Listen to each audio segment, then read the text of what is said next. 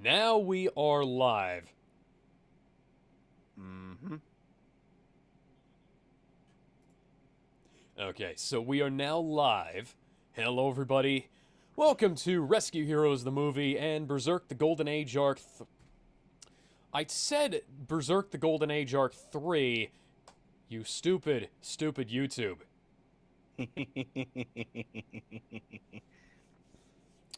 Okay, so yeah, we're gonna be commentating on Rescue Heroes the movie as part of a tribute to the late Norm Spencer, the original voice of Billy Blazes, and also the best voice because there has sadly been a subsequent version. And he was also the voice of Cyclops in the X-Men animated series. Of course not. That was such a stupid fucking line, but it was funny as all hell. Yep. Some So part of me was yeah, tempted to wait and play my Nintendo Switch while Alex was fixing things, but unfortunately my Switch is low on battery. so a little bit of background. Rescue Heroes was a toy line that was created by Mattel in the late 90s. I think it was like 98, 99. And then there was a 2D animated TV series for which the pilot only exists on a specific version of the DVD, the Adventure Collection, Herbiderb, and a VHS tape, both of which I happen to own. And then there was a second animated series with the same cast, but a different art style, which was much, much better, but less accurate to the show. Not less accurate to the toys, rather. This series was like 3 seasons long. I think both of them, altogether, I think it was like 4 seasons total. And then they made a movie that was probably supposed to be a pilot for a Rescue Heroes animated 3D animated series, but unfortunately never got off the ground. And then Rescue Heroes went to sleep for about 15 years. Yeah, Rescue Heroes went into cryostasis for about 15 years. They were Was frozen in carbonate. Yeah, was brought back as a I think it was like an add-on to the Imaginext line or something like that, which failed because there were only like a Spectacularly. small handful of figures. And then was brought back like last year as quite possibly one of the worst 2D animated series I have ever seen. The shorts are each episode is like 5 minutes long. The animation is terrible, and all of the designs fucking suck. Oh, also, they list Billy Blazes as American, despite the fact that his family is from Canada. There was an entire episode about this. Goodness gracious. The history behind a toy line animated series. I have never seen something this grand and outside of Digimon. Yeah. Oh yeah. By the way, fun fact: Jake Justice was originally white in the. Justice. Yeah, Jake Justice was originally white in the first toy line and became black later on. They didn't change the mold for his head or anything. They just changed his skin. Like dead shot. Dead shot. Yes. So, I have an original DVD of this movie, which also includes 2 bonus episodes from the Rescue Heroes TV show. If I remember correctly, this is also the only place those episodes were ever released on DVD. Meanwhile, I'm doing what I want. I'm doing. Ugh, I'm forgetting the lyrics of the Lazy Town song. Oh yeah, this is also the if I remember correctly, this is the Rescue Heroes I'm doing Global what I want Response because a Team pirate lives theme. free. You are a pirate. Yar har fiddle dee dee. Yeah, Billy Blazes is from Quebec, by the way. So, yeah, this is the on the menu of the DVD. This is the theme song to, I believe it's Rescue Heroes Global Response Team, which is the second series, and But the weird thing was that I haven't even started. I don't. We haven't even started the movie yet, yeah, and already there's this history lesson. all of the DVDs for this show use the original series theme song, except for the first episode, which uses a weirdo theme song that is highly reminiscent of that X-Men pilot theme song. I'd recommend checking it out if you have a chance. It's both very good and very strange, as this movie kind of is. So, you have it queued up? Yep. Okay, now that I have spent the last 7-ish minutes, probably more like 6, because we had to fuck around and make sure that everything worked correctly, giving a little history lesson into one of my favorite franchises as a kid, let's go ahead and get started in 3, 2, 1. Or not, because I have logos to get through. I should have hit that. What, this fucking dot crawl on the FBI warning.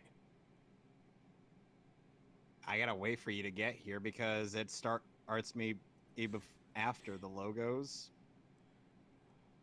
Yeah, of course. The irony being that the if I'd pirated the film, I wouldn't have had to watch these. Family home entertainment. Let me know when you're at the sun unrising. Yeah, this. Well, the tape marks have appeared at the top of the screen, so I'm going to go ahead and say, let's get started in 3, 2, 1. Yeah, that's like overscan from Macrovision copy protection, which means that this was ripped from a VHS or digibeta before it was put on DVD. This came out in 03. Yeah, that's a great way to make your DVDs, guys. Also, gander that low resolution and low polygon on ground there. Oh yeah. Are we? Are you sure we're not watching Reboot? You know, it would have been more appropriate if this was from the 90s. Yeah, this looks like Reboot.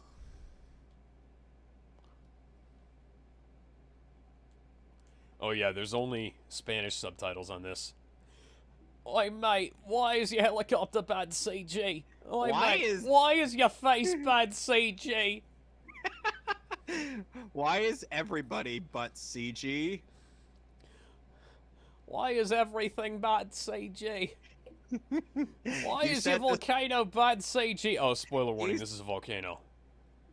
You said that this movie had better animation than that plane in Superman Batman Public Enemies. Yes, it does. I am inclined not to believe you at this point in time. You're pressing X to doubt? Yes. Yeah, this is like Brazilian insurance commercial. Oh God. I'm sorry, that is the name of a mountain in Connecticut. Why is your city a butt CG? This looks like previs. Also, gander at the interlace artifact. There's fucking...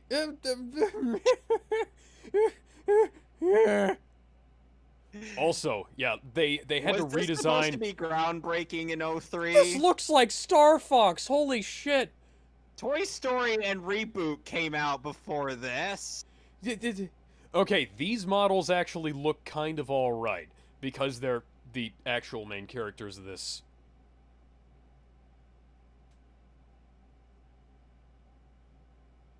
That porn stash?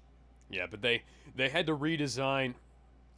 Billy, did you just break your fucking neck?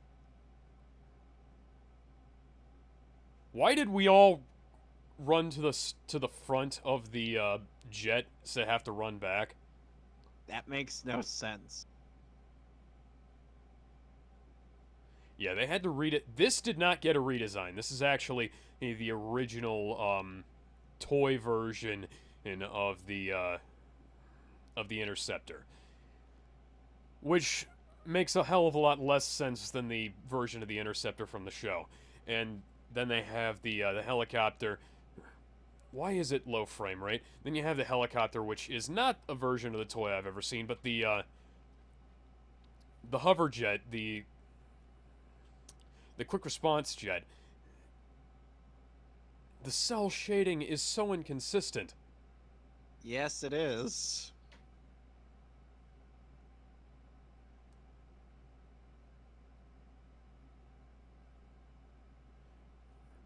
Isn't? Yes, why would you bring the professional rock climber on a thing like this? Why would you bring the fucking... If I remember correctly, Rip is a lumberjack.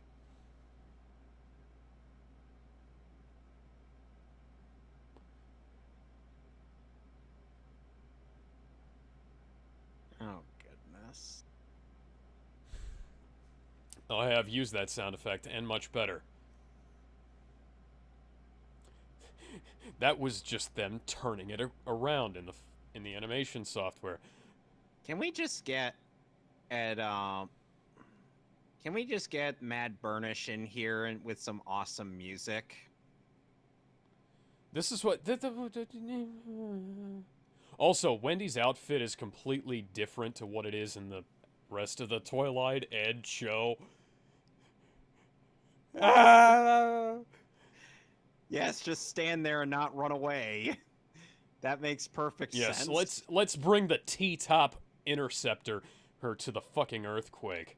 That's a great job. We couldn't have gone with the hard top, could we? No, we had to go with the T-top, didn't we? Jake... It has to look good for the toy line, don't you know? Jake, I'm pretty sure we had a discussion about this in a previous episode of the series. Oh yeah, they also have rescue robots. Yeah, that's clearly modeled on the toy. Oh, that's incredibly lucky and incredibly impossible. And a very out of place line. Like the show at least tried to be mostly realistic. Someone's trapped under a steel girder. He can't move his legs. He's then going to spray graffiti onto a statue of Superman. There was another guy who was trapped under a steel girder. Yes, because it's so hard to reach down and... Oh, Billy Blaze is just Jean Valjeaning that shit. What is he, Hugh Jackman? Apparently. Oh, wait. Fuck you. That's impossible. Oh my god, the top of his helmet was clipping through the rest of his helmet. You couldn't have checked that. This was released in theaters, by the way. Somehow. Well, you can't say that. Barbie has been released in theaters and they've got worse animation than this. Somehow. And I've actually seen a couple Barbie movies. You should have airlifted that. Why is there an anvil up there? I don't know. Yes, it does. This is a cartoon, Matt. Or Perry, or whichever one of the two you are. Did you hear that Jamie Foxx's Electro is going to return in Tom Holland's third Spider-Man movie? Oh, and I have a feeling that he's probably going to be able to put on a better performance than he did in the Amazing Spider-Man 2, where he was mad that Spider-Man didn't come to his birthday party. Well, more like Spider-Man... I'm joking. Well, I know that wasn't the actual reason, but seriously, yeah. come on. Hun, for him it was dumb. Tuesday. Why do they prioritize... Why do they prioritize that? You know, I know these guys are supposed to be, like, peak physical specimens, but... Jack is literally twice that guy's side, and they're both construction workers.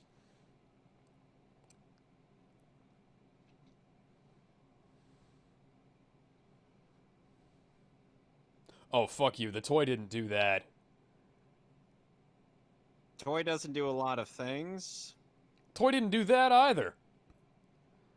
What, random airbags? Yeah. I know. I should know. I have this in my other room.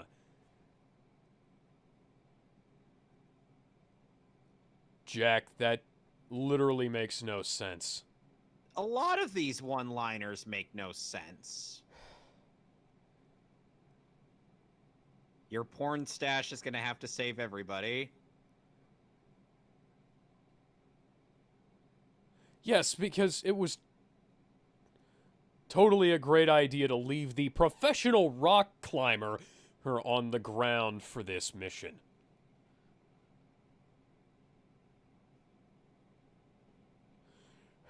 The dithering on this is so bad. Oh, wow, that is a terrible sound effect, guys.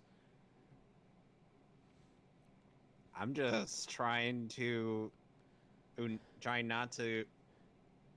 I'm just trying to. Chromatic aberration and the smoke. Who encoded this DVD?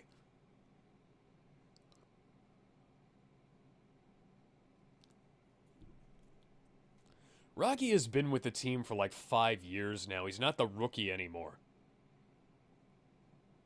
Why did Billy's hat clip through the thing that was behind him? Why is the animation so bad? I remember it not being this bad. Again, I haven't seen this movie in a very long time, so. And meanwhile, there's a gif of the Social Network of Andrew Garfield smashing a computer. You know what you could do? You could get the fuck out of there. Yeah. Oh, good idea, guy. Who... That's the sound I used when Masato's car fell over in episode 1. And it made more sense then, because that was actually metal crunching as opposed to a rock hitting a motor. Just like... There it is again! And fade to black, they're dead. Or rather, fade to dark green. Yes, this is the Mountain Rescue Command Center. Mountain Action Command Center. Okay, fuck you. It's supposed to be the Mountain Rescue Command Center. That is literally the MRC from... Who are you? Indeed. Oh, wait a second. That's the doc who created the rescue robots back in the original series. Jake isn't that fucking vain. Oh, God. Okay, Rocky actually does play basketball. That's a... Yes, Rocky and Billy regularly play basketball. Also, that... How much Top Gun subtext do we take from this? Wendy is supposed to have a yellow outfit because it's based on a yellow fireman's outfit. Billy's is orange. Why were you playing basketball without the hoop out?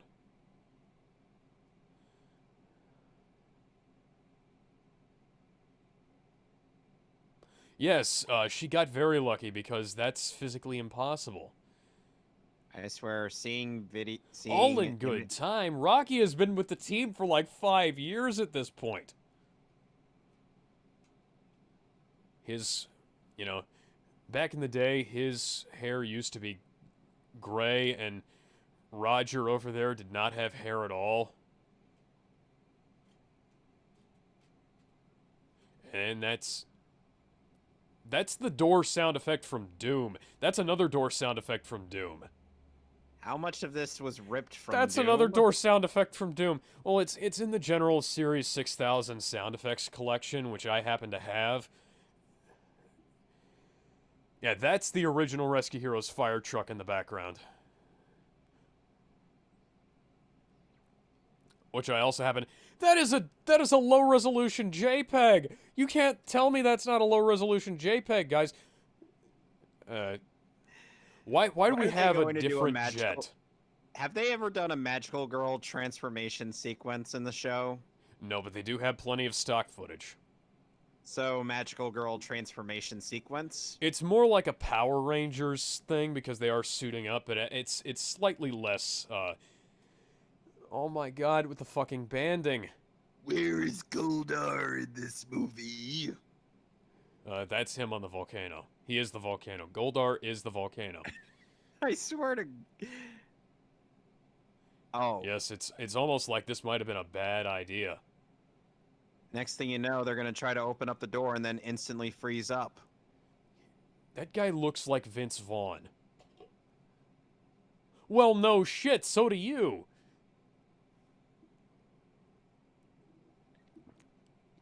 I'm guessing. I know what kind of animation that is. That's them putting a warp effect over a still image of I'm smoke. guessing you didn't catch my reference. Sorry, what? I was referencing The Day After Tomorrow when the British royal family ended up going through the superstorm. Oh. They go through the superstorm. The helicopters stop because the storm literally froze the motors. They open the doors and then instantly freeze. Ah. And I'm like, whoa. Why is that such low resolution? You could afford to have... What did you do? Render this on a fucking desktop? Probably. Fisher-Price, Mattel, they've got way more money than this. Yes, they do. They could have paid to at least have half-decent... smoke effects, what the...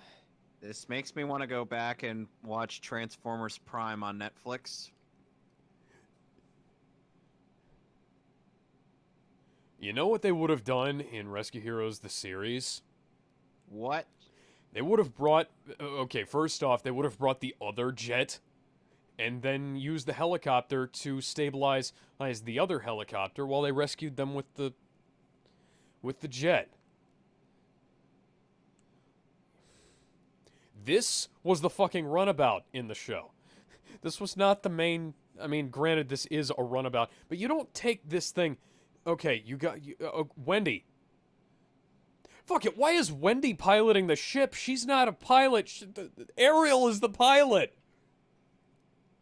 She's Did too the people busy who wrote singing. this film watch the show? She's too busy singing. Maybe look at the fact that Ariel's full name is Ariel Flyer. Once again, Ariel must be singing.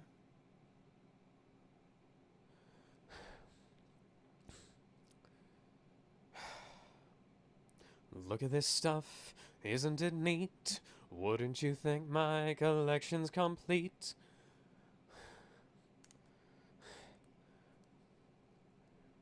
Basically me with my collection of Rescue Heroes. Oh, goodness. But I who did cares? have No most big of them. Deal. I want more. I want it all. The texture is vibrating. Why is the texture vibrating? Textures should not vibrate. Hey, what did you animate this with? A fucking PS2? Even the PS2 has better animation than this. Yes, but you could also... If you tried to use it as a rendering Dragon Ball machine... Z Budokai 1 has better animation than this. Yeah, but all of that was programmed on a computer for the PS2. If you tried to use a PS2 to... The background is such low resolution. Why is the texture inside his backpack moving? This is not a PS1, actually.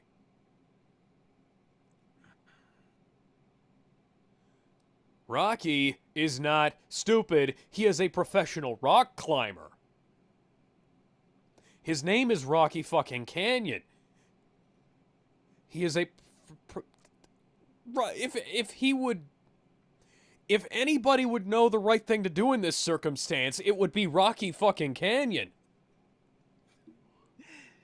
And meanwhile, I'm looking up the cast, and it turns out the guy who originally voiced Wolverine from the X-Men 90s cartoon was in this as Rip Rockefeller. Yeah, there are quite a few people from the X-Men animated series in this, including Norm Spencer. Wow. Oh wow, it's almost like the thing that totally would have happened, because of Rocky, you fucking idiot. Rocky, you fucking idiot. Human arms don't bend like that, Fisher-Price. According to them, they do. Billy's pack has a fucking motor in it. The climbing gear was motorized in the show.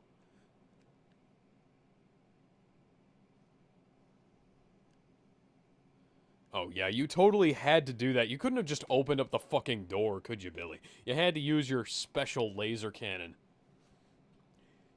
Shut the fuck up, we've got to get out of here. See, let's Billy's get you a thinking with his rebreather head. and let's, yeah, that. The writers of this movie are far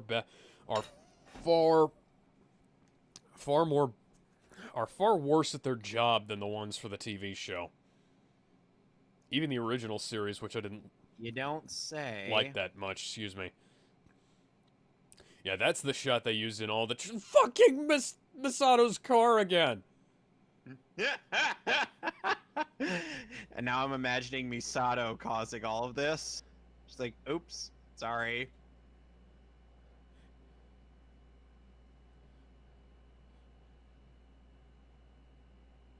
Oh yeah, by the way, make sure that you remember that Billy grabbed a vine on his way down.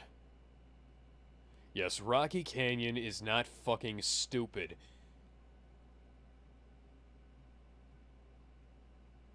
He's not a fucking glory hound. Rocky had a whole episode dedicated to himself where we explained all of the things that make Rocky's character or a thing, you know? Oh, and it was great. We got some real insight into who he was as a person. He's not a glory hound. He's just a guy who's trying to do good in the world. Hell, Rocky had like an episode on a mountain. The very first episode of the broadcast series was about Rocky teaching a fucking snowboarder who was arrogant as all fuck to not be arrogant because it was on a fucking mountain. Oh yeah, this is Comet. Also, why do they have a kite on a space station? Recycled animation, no jutsu. Yes.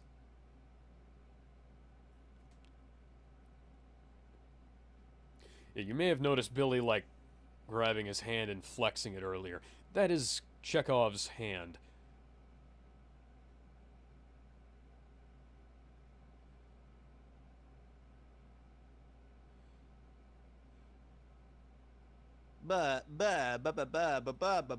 Yes, Billy is the team leader, as in that's another sound effect from Doom.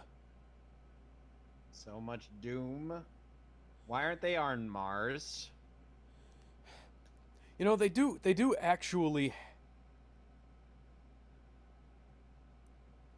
Ariel, what happened to your face?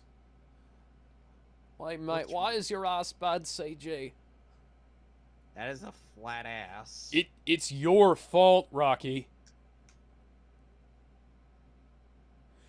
Rocky's not a fucking rookie anymore.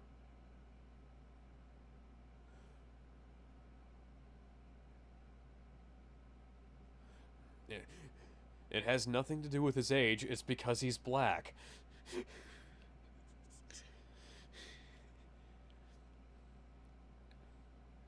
Is he written as a stereotyped black person?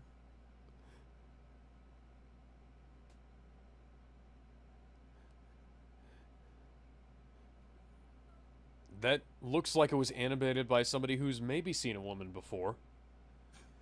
You do realize they had robots that did this for them in the show, right? Oh, goodness. They, like, literally, they'd have the rescue robot do this. It's much more efficient. That is fucking keyframe animation. That is a stock animation effect. Yeah, Billy is just going to put a Band-Aid on the palm of his hand, which is a thing that nobody does ever. And he's not going to go to the fucking medic about this, even though it's hurting him. What about your bad judgment, Billy? Maybe get off your high horse. Yes, we know this. We have literally been over this like a dozen times in the show itself.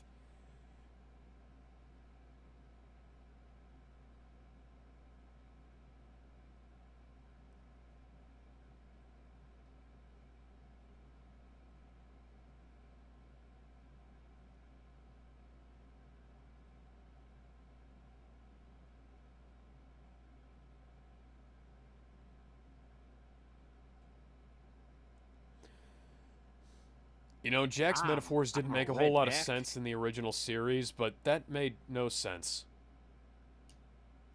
In case you can't tell, I'm a redneck. Hi there, everybody. I'm Android 13. Look at my trucker hat. Howdy, folks. I'm Android 13. Look at my trucker hat. Darn tootin' ball shooting.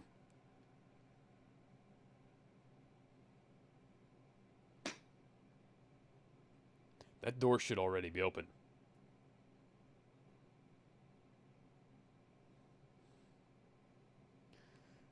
That is not how that door opened earlier, but whatever. I get. Why is there film grain on a... Oh, God. We just have random black spots appearing on screen now for no reason.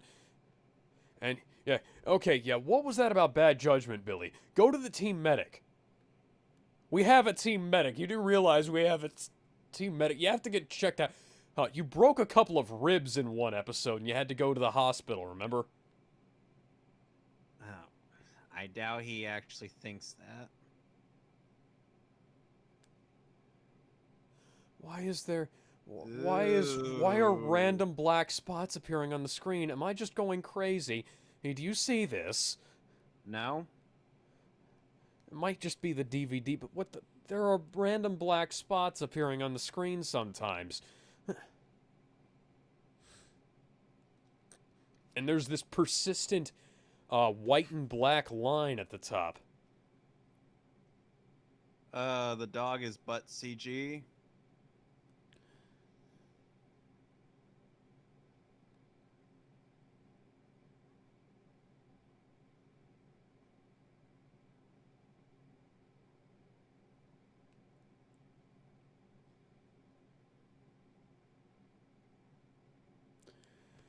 That is not how that sound effect works, guy.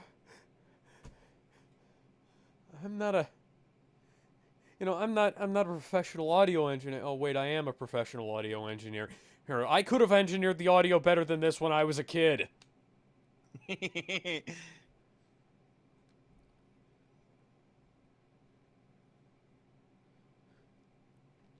You don't use the tight room sound effect for guys who are far away. That's not how that works. Vroom, vroom. Like, that's not the preset that you use. I know that those presets existed back then.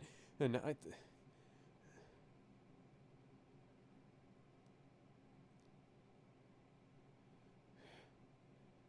Jake Justice was like the most humble character in the entire show when the show was a thing, you know? Now he's just... Why is he a preening douche?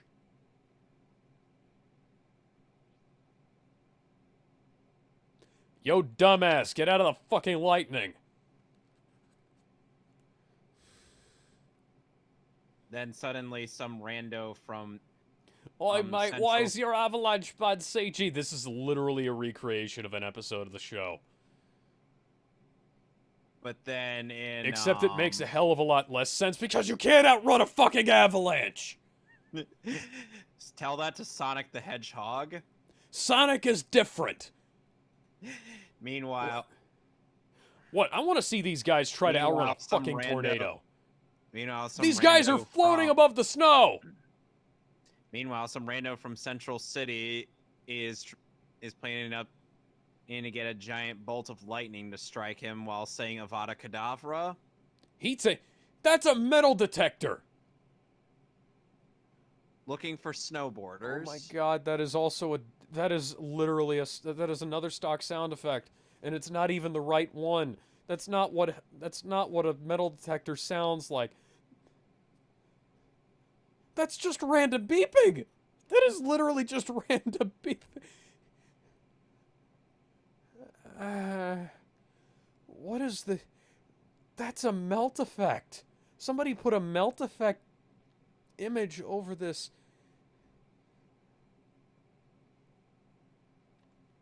That guy with the glasses. Why are your eyes bad, CJ? That guy with the glasses even has a porn stash. Yeah, that's Warren Waters, Wendy's dad.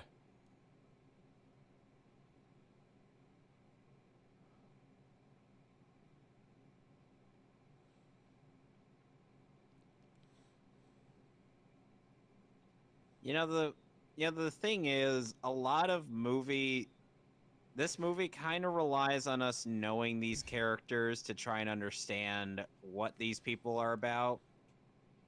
But it also relies on us having not paid too much attention to the show, where all of this would have been really fucking stupid.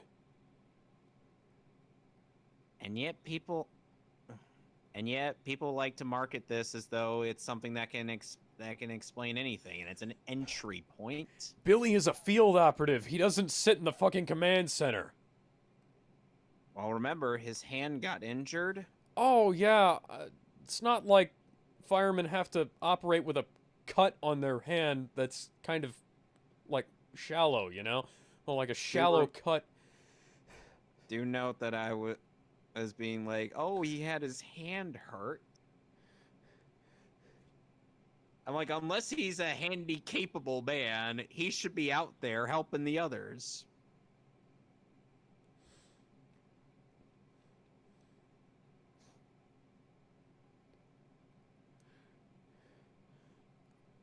Yeah, you don't need hologram connections. You have a fucking headset. That's what the headset is for. Why did you build that as part of the model if you weren't going to use it? I'm guessing so they could look at each other in the eyes. But you don't need to do that. What are you doing? I'm evacuating I'm evacuating the fucking patient. That's what I'm doing. I'm doing my job. Oh, wow. Rocky's about to cause the thing that he dedicated an episode to not doing back in the original series. Rocky's not this fucking stupid, guys.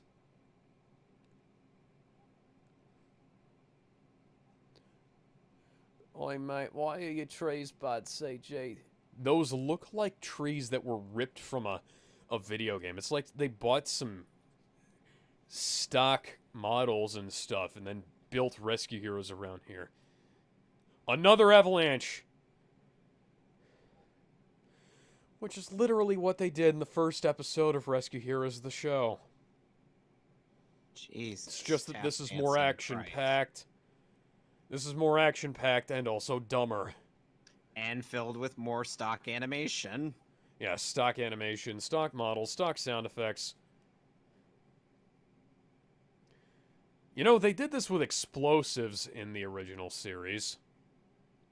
Like instead of things that would make in real no life. sense. Yeah, they were a bit sci-fi, but it wasn't. You're not going to be able to outrun an avalanche with one fucking Saint Bernard. Remember, this is Bizarro World. What are they going to do? Try to outrun a fucking tornado next? There was also an episode dedicated to that. If you end up being right on the money, guess what? But Alex, there are tape dropouts. There are tape dropouts in my DVD. Why did they use DigiBeta to make this DVD, guys? Why? I don't know. Tell me why. Ain't nothing but a heartache. Tell me why. Ain't nothing but a mistake. Tell me why. I never wanna hear you say, And I want it that way. The, I know this is a DVD, but that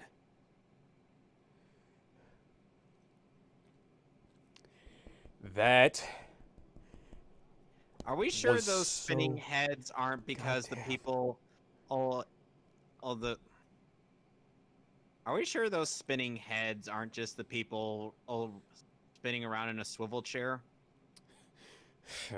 Yeah.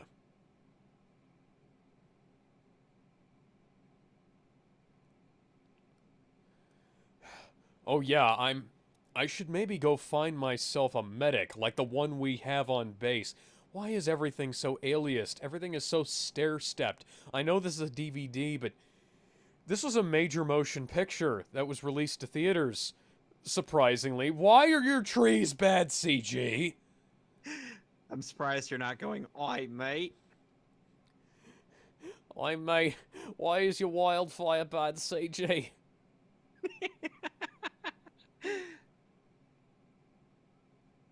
Ariel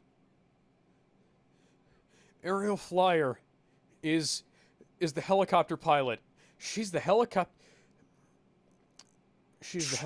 pilot. She should not be manning the fucking water cannon.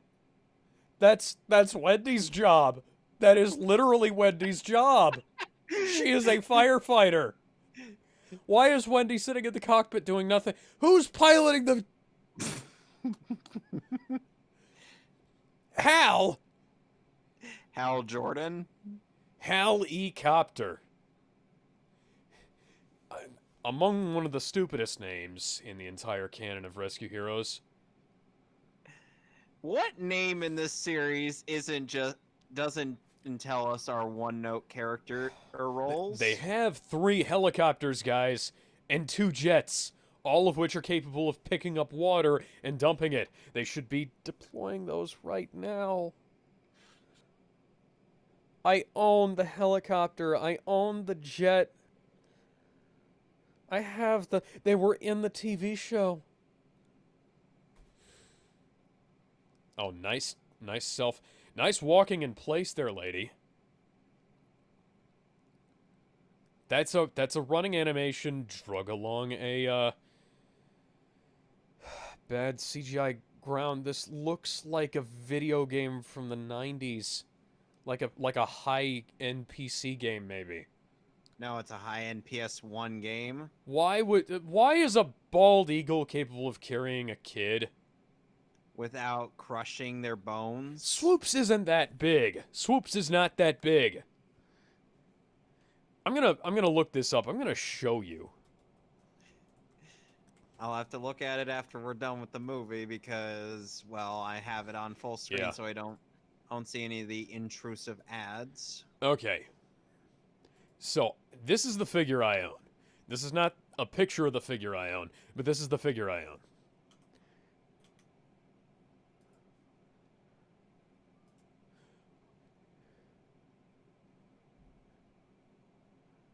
Why would you need to point out the age of your son? The microphone is outside. No way, I have Discord on my phone. I could check it on there. This is... The microphone is on the outside of her rebreather. The show, which was 2D, knew how to make that not happen. Also, they didn't ask the last name of the kid. So yeah, that's roughly the size Swoops is supposed to be. And he's also not a bald eagle in the other appearances. Yeah. Although they got the rest of his outfit correct, so I don't know what the hell. So they got big hands and big feet. Oh my god, that's not how... The ladder didn't extend that far. What is it? The elevator from that one episode of Ed, Edd and Eddy? They don't need an elevator. They don't have an elevator on that fire truck. Did one of her pupils just disappear? A lot of things are wrong with the CGI in this film. The Yeah, filmmaker in me is getting angry and despair and despondent. and Why is Comet such low frame rate? Why was that whole shot such low frame rate? Everything else is fine. That screen is backwards.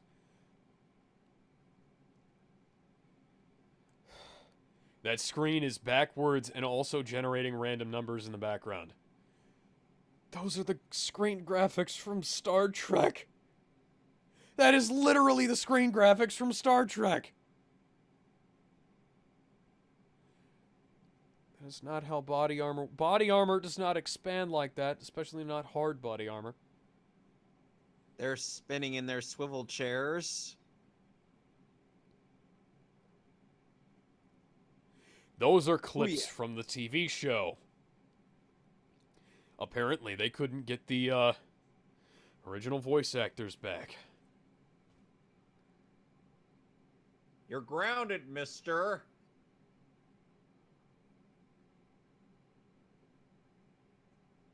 Oh my god. I'm sorry, these names. The background disappeared for a second. What the fuck? I can't get over these friggin' names, man. I mean, it was based on a kid's toy line, but at least the main teams... That doesn't make sense.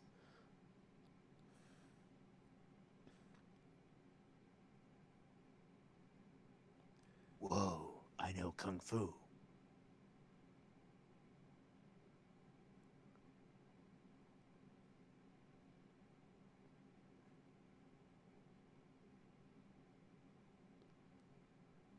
No, you didn't, but your leg is clipping into a chair there. Yep. Like a certain picture of Vic Mignogna.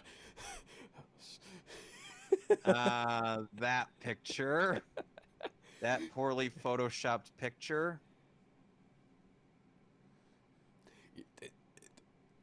You want to talk about bad judgment? Sending a clearly sick Billy Blazes into... That's hexadecimal code, if I'm not mistaken. Oh, and the aspect ratio of this movie I'm watching, from the side I'm watching it from, is 4:3. Yes, there are times when it looks like it's been cropped from 16:9, and times when Recycled animation no jutsu.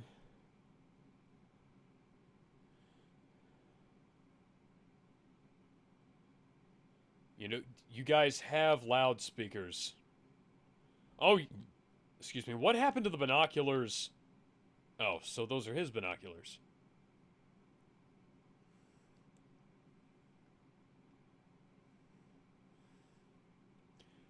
That is a looping fire animation. Yeah, it is. That kid is clearly Why 15. are my lips so big? Why is my voice so deep? I thought I was only 12. Yee.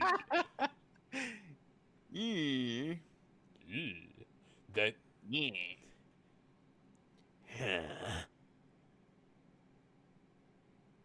What is even happening right now? Oi, mate, why aren't your lips moving when you're talking? That was a terrible cut. Billy, you should have your helmet on even when you're in the jet. You might have to get out in a... No, you're not! Pop the autopilot, Billy. You're clearly about to fucking keel over. Okay, now the textures are working correctly.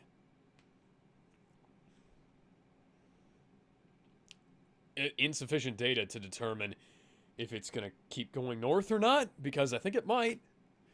Do you wanna, like, maybe go out on a limb here and say...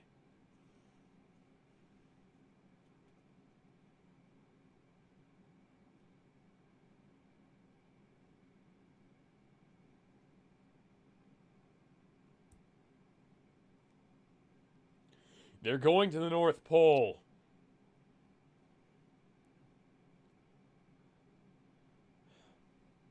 Yes, because a volcano is totally capable of doing that. You do realize that Rescue Heroes was supposed to be about teaching kids stuff that was useful in real life, right?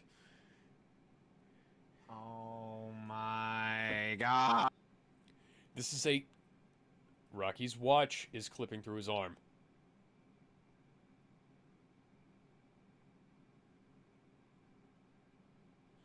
You haven't changed your gloves in the last few hours? You'd think that would be a good idea. That's not how that works.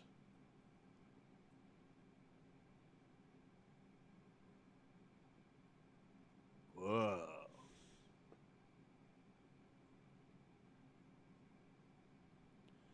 That's highly improbable. Also, literally nobody. You literally taught us that lightning frequently does strike twice in the same place, Billy. Maybe it's got something to do with that fucking cut on your hand. Maybe you should get a tetanus shot.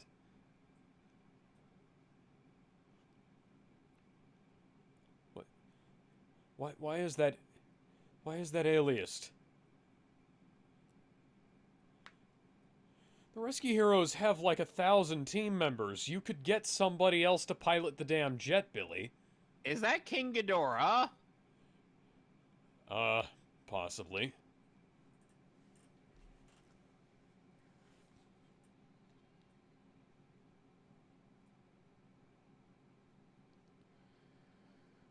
Billy Blazes isn't this stupid. The moment he almost fell over, he would have gone to the fucking infirmary and said, something is wrong with me. I need like a checkup.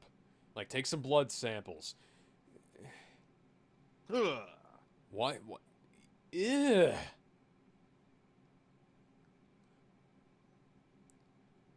If that's a Periscope sound effect. But if that was an option, why didn't you do it earlier? Apparently they didn't think of it earlier. You know, it really doesn't matter if they're waterproof if it goes over your head, Jake. It's like waterproof boots. Waterproof boots are great if the water doesn't go, you know, above the top of the shoe.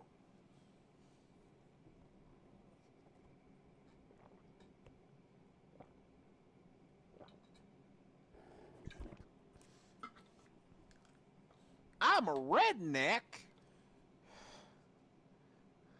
No, he's not. He is unconscious. He and his porn stash are not okay. Yeah, I was knocked unconscious. By King Ghidorah.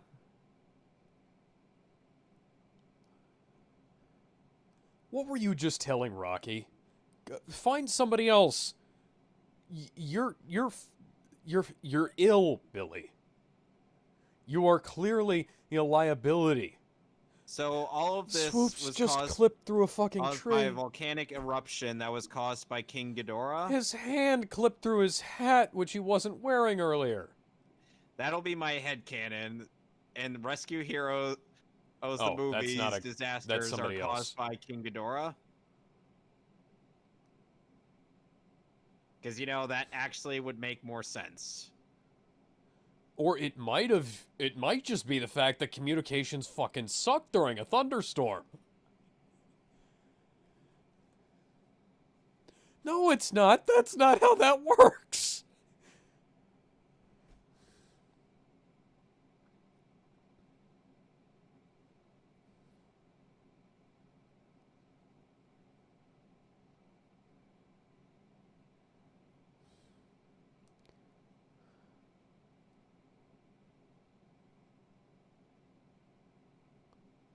Why was that turning animation such low frame rate? Oh my god.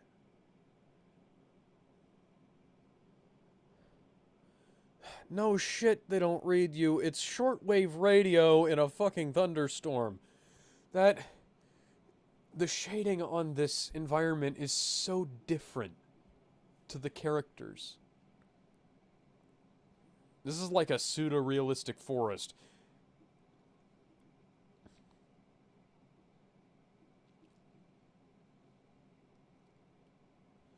Okay, fuck you. Fuck off. The press don't... Helicopters don't have that wide a range. They would be grounded after an accident like the one they were just in. Excuse me, that's not how that works. It doesn't just stop. Why is it smoking? They didn't get struck by lightning. What the fuck is going on? Why is it a pentagon? The space station is supposed to be a hexagon. It's literally called the hexagon.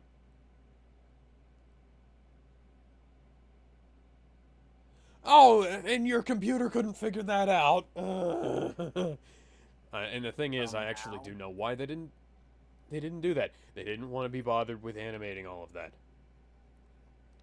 Better come take a look at this cliche.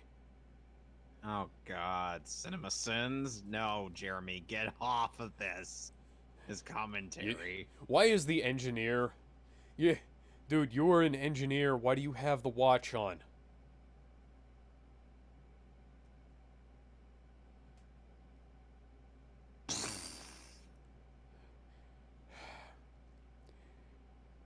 So King Ghidorah ends up winning the day.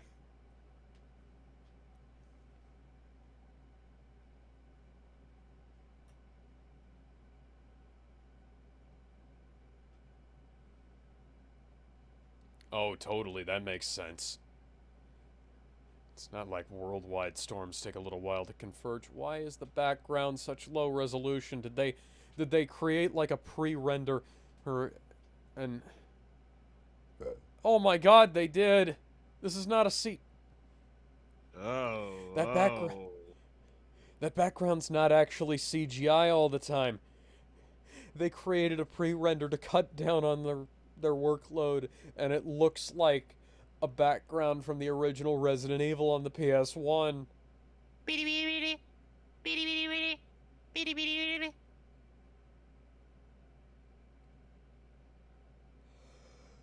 So Billy is dead. I'm kidding. They're making a habit of having to rescue these fucking reporters. No shit, they can't hear you. There's interference.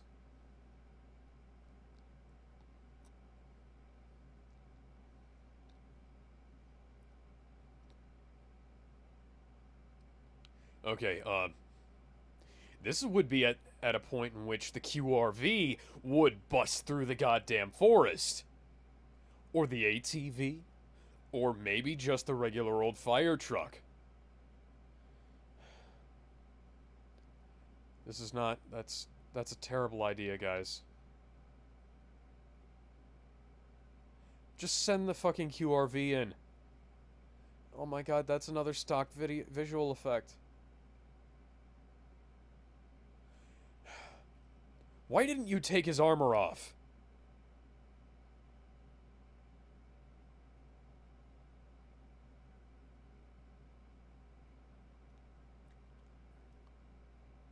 Thank you, Liquid Snake. I don't actually know if that was Cam Clark, but it sure sounded like him.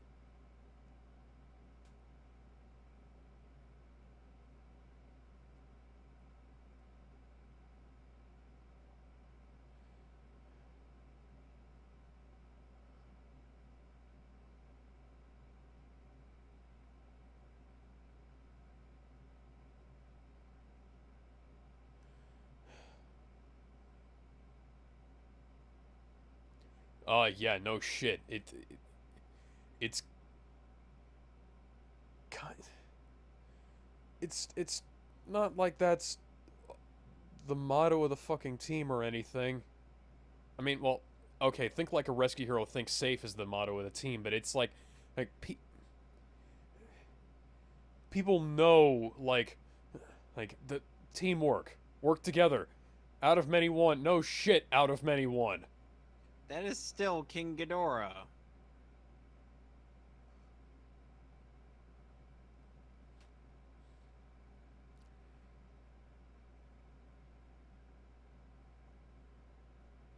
I mean, he might have...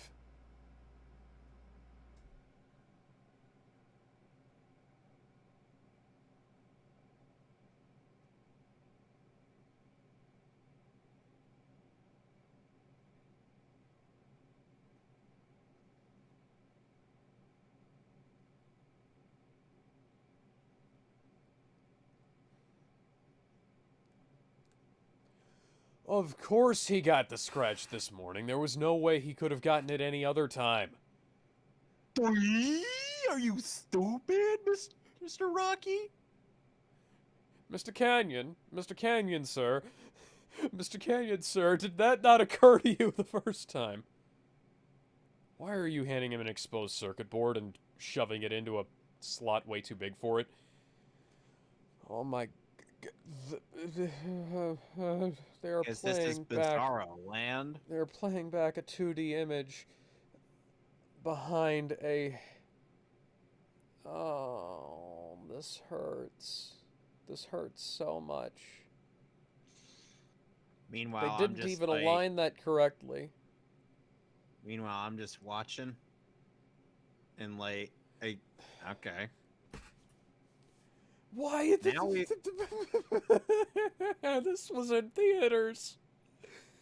I'd hate to see what this was like on the big screen. I thought you would have seen it on the big screen since you're such a big fan of this series. No, they didn't. It was a limited release. They only released it on in like a limited amount of theaters, and they did not release it to the local theaters. Whereas I only ever had this on VHS until recently.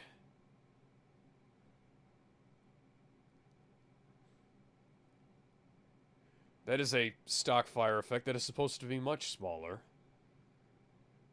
You know, watching this as an adult who does visual effects and audio effects and stuff like this, this hurts so much because I know how to make this not suck. His arm clipped through his shirt. That's not supposed to happen. You're supposed to... You can make the arm a different color from the point up. It doesn't have to... You can make the arm transparent. It's not that difficult. The Spanish subtitles call the Mac the C-Mam.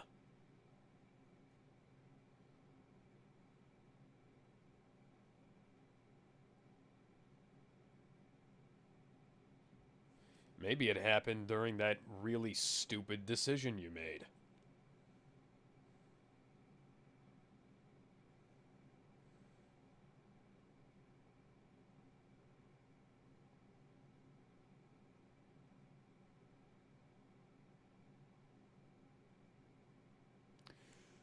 You know?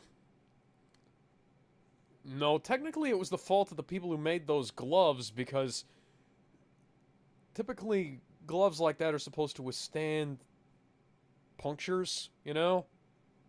Kevlar gloves. Kevlar gloves that they should be wearing out in the field that shouldn't clip through their fucking biceps.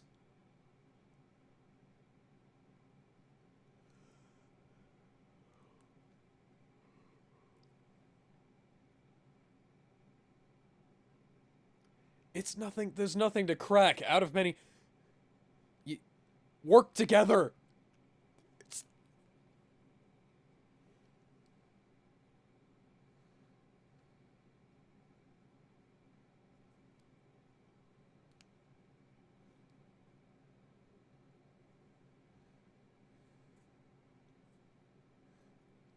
This is the definition of overdramatic bullshit.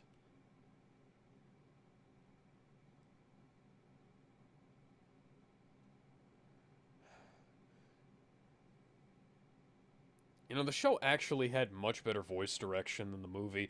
Why is the shadow on Jake's arm banded? Why is there so much banding? It's not that... It wasn't even that difficult back when this movie was made to have that not happen.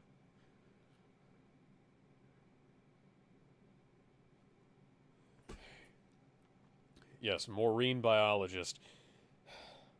Oh my That is god. by far one of the stupidest names.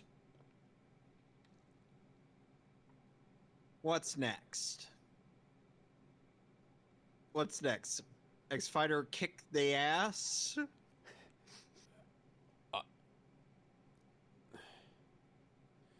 I was hoping that you'd go with something that I could actually say is, you know what? You'd be surprised, but no. Or kick they rear?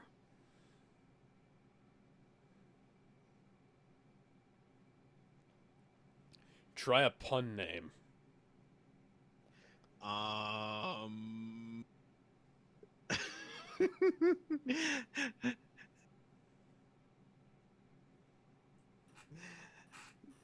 You're probably shuttle the cock.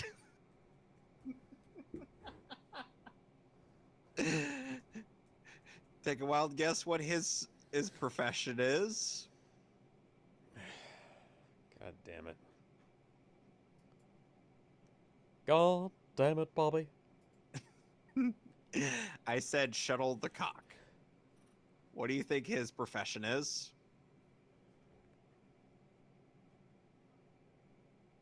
He plays shuttlecock. You know, badminton. You can make it. The way the rescue heroes have always done. Persevere and improvise. I see. Like I said, I see the 3 lightning bolts. All I could think is Ghidorah. Beady beady beady. Beady beady beady beady.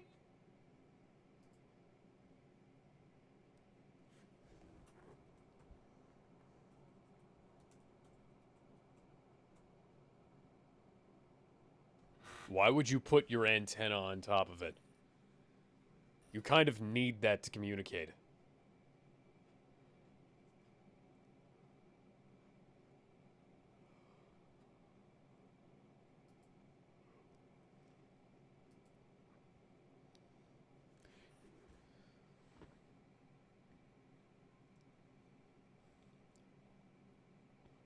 So guess what the name of the guy who makes the rescue heroes equipment is. What is his name? It's a pun.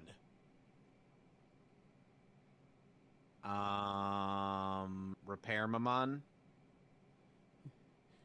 No, think about something that you see on a lot of products. Placement product. No. This is the most shoehorned, obvious thing that they could do.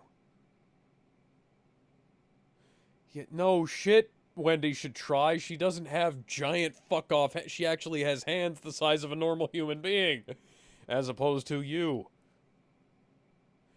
You know what you could do? You could have brought one of the fucking robots along.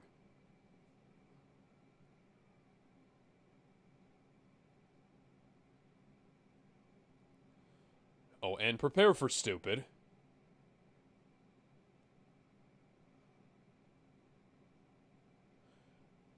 Not that, but that was also pretty stupid. So's that. Why is it clipping through her glove? Why is it clipping through her glove? Why is it clipping through her glove? It's not that difficult to make it not clip through her glove. It's also not that difficult to make that not look like Katana's shit. foot clips through the foreground. Okay, so Rather that than guy's background. name. Okay, so that guy's name is Pat Pending. I'm sorry, what? His name is Pat Pending, the guy who makes their equipment. That's so stupid. Yeah.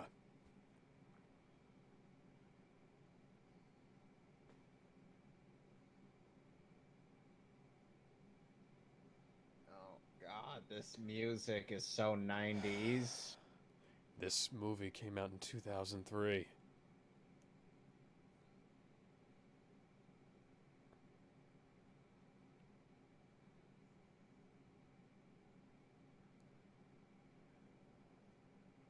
Oh, and it's so on the nose too. Yeah.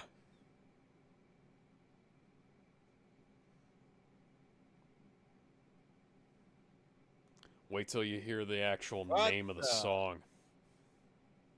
What is the name of this song?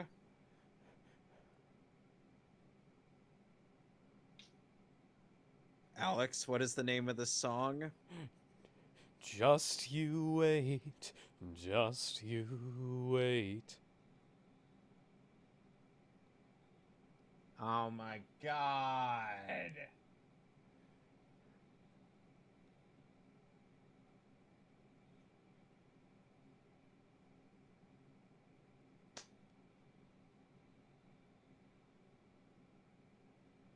Oh, Jesus Christ. One day more, another day, another destiny. Oh yeah, that character who was in the movie earlier. So they're gonna try to stop King Ghidorah with a giant Why, thunder, mate, why is your Chinook bad CG? with a giant lightning rod. Oi, mate, why is your hind D bad Why is a hind D there? A hind D is a combat helicopter. There was also an Apache helicopter there, too. That's...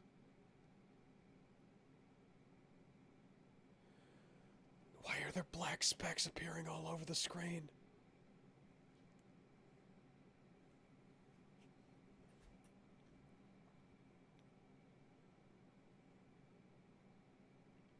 See, at least names If like, Turn back time. If I could find a way. yeah, at least names like Billy Blazes, Wendy Waters, Hurt you, and you'd stay. Jack Hammer, or, you know, oh, those are actual names that people have in real life. And, you know, Rocky isn't even Rocky's real name. His real name is Richmond. Rocky is a nickname because he's a fucking rock climber. He is a professional rock climber in the show.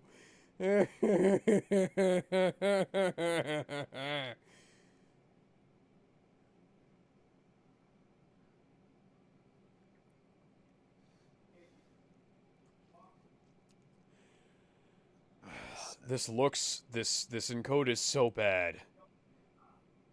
But this is the real one.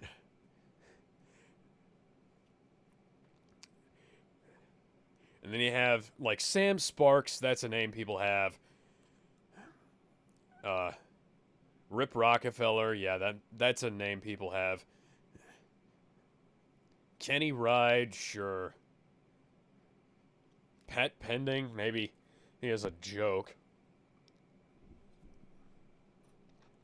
Like, Bill Barker, Alpine, Brandon Irons. Oh yeah, try to guess who Brandon Irons, what Brandon Irons' specialty is. Blacksmith. He's a fucking cowboy. I don't know why the rescue heroes would need a cowboy. At least, you know, police officer, construction worker, rock climber, did. firefighters. No, he used the airbag. Even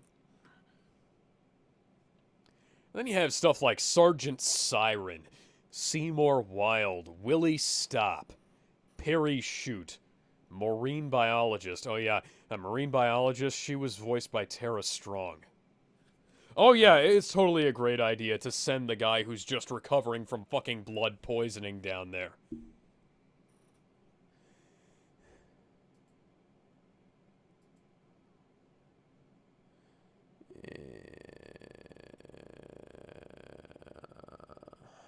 That's a great idea. totally. Sure, Ritsuko, that's a great idea. Why, mate, why is your right bad CG? Why is your whole movie bad CG? What were we talking about in regards to bad judgment earlier, Billy? Indeed.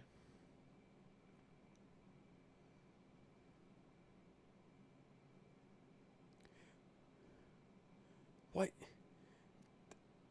Billy's not... Billy's not doing his job correctly. Rocky's not doing his job correctly. What? The show versions of the Rescue Heroes run circles around this. Why is there a visual effect, a lens flare hovering over the...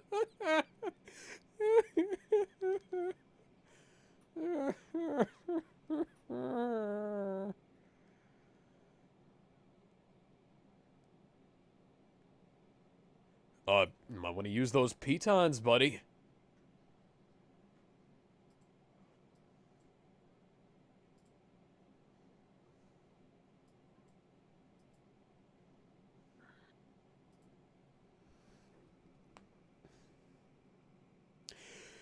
His gloves...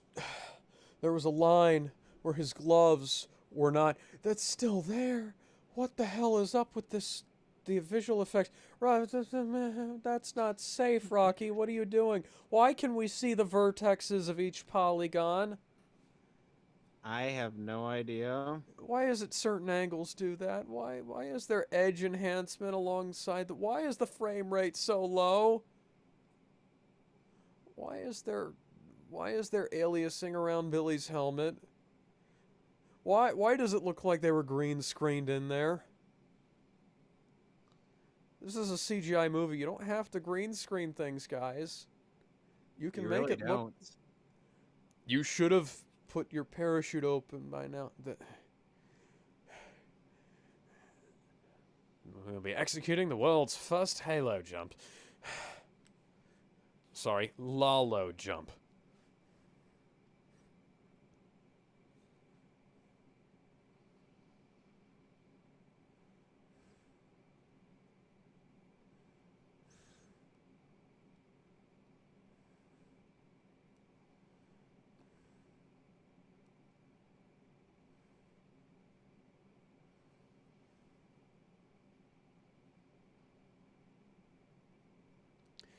This looks like it should be in a different movie. Yes, it should. This is like somebody who's only vaguely familiar with the concept of Rescue Heroes wrote it and then handed it off to a bunch of animators who have only barely heard of the concept of computer animation. Seriously, what the fuck is going on here, guys? Yep, the plane looks better than this movie. Yeah, I am apparently mistaken in that regard. Or like, that's not how that works, guys. I was apparently mistaken in that regard. This movie is terrible. This movie is terribly... It's terribly animated. Yeah, this movie is terribly animated. That still constitutes as we... Yes. Dumbass. Also, we came up with the plan. Oh my god.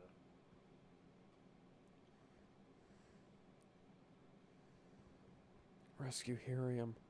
Rescue Helium. Rescue Helium. Oh my god, I forgot that was a thing. That's not how... You don't heal a puncture wound in the hand in a day. Like, I sliced open my right finger at work a couple days ago. Oh, and it's still there. Like, it healed up mostly, but like, there's still a little thing there, and it still feels a little tender.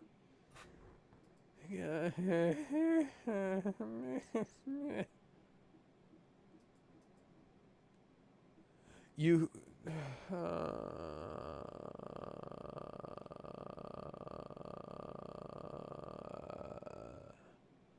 Yes, exactly as I told you earlier.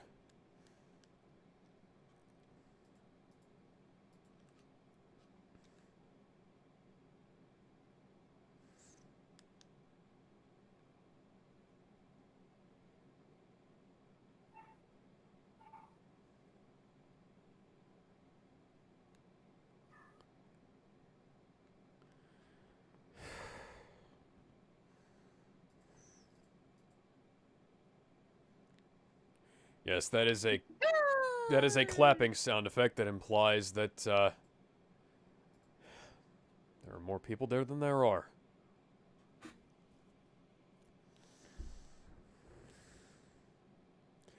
You know, this isn't exactly a cliche. That would imply that this plot is not exactly cliched, which would yeah, no shit. Yes, ones that you guys already told us.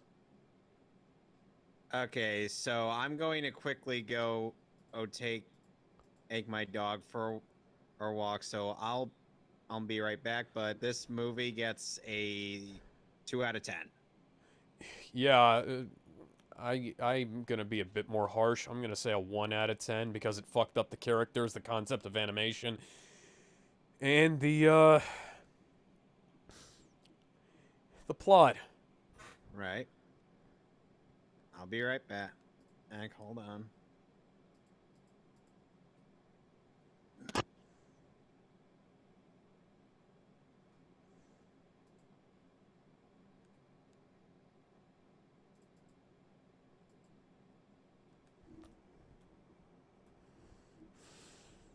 You know, I don't quite remember this film being as batshit fucking insane and stupid as it is.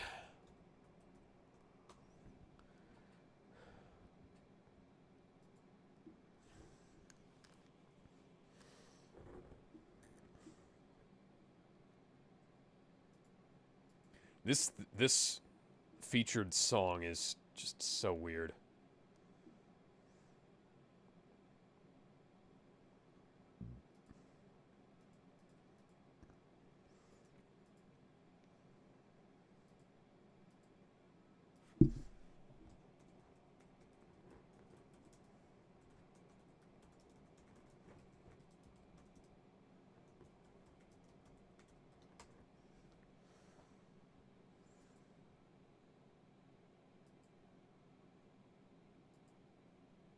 Ugh.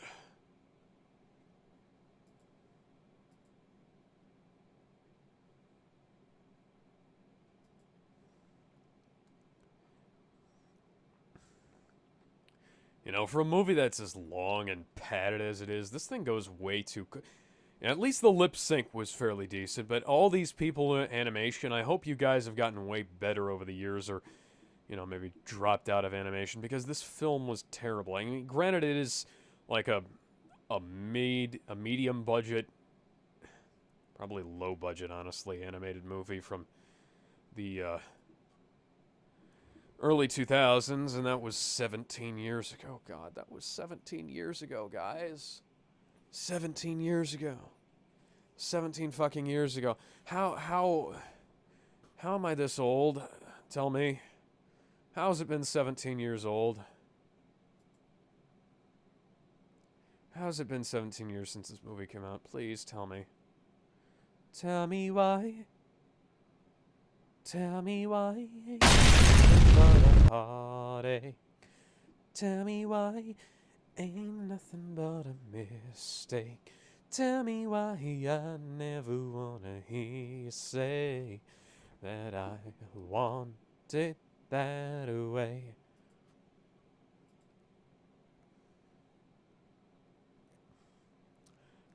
It's getting better all the time. This is like this sounds like a knockoff Johnny Gioeli and a knockoff Crush 40 playing a knockoff Three Doors Down song.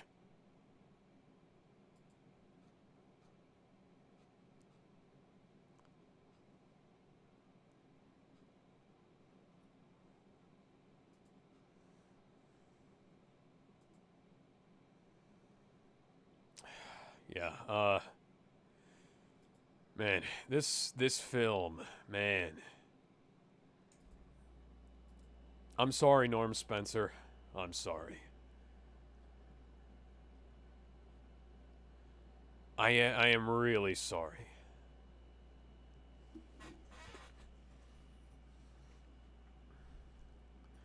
I should have picked a better tribute for you, man, because this movie is not as good as I remember it. It's not your fault. You did your best. You were You're a great voice actor and a great inspiration, man. You know.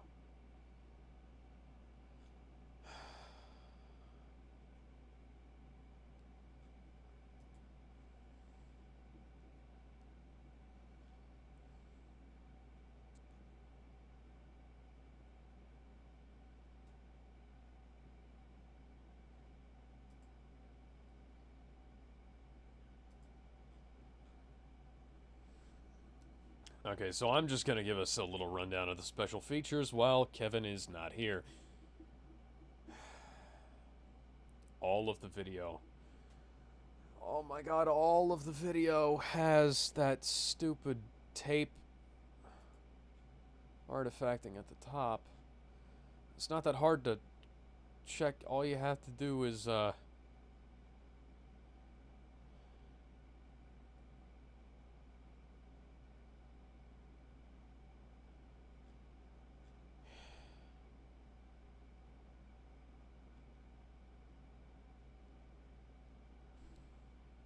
So we have Rescue Heroes team profiles. It's not that difficult to crop video, guys. Like, all you have to do is change the, just change it a little bit. Change it a little bit. Change one fucking number. Just crop it, and then in Adobe Premiere at least, like, right-click and click Scale to.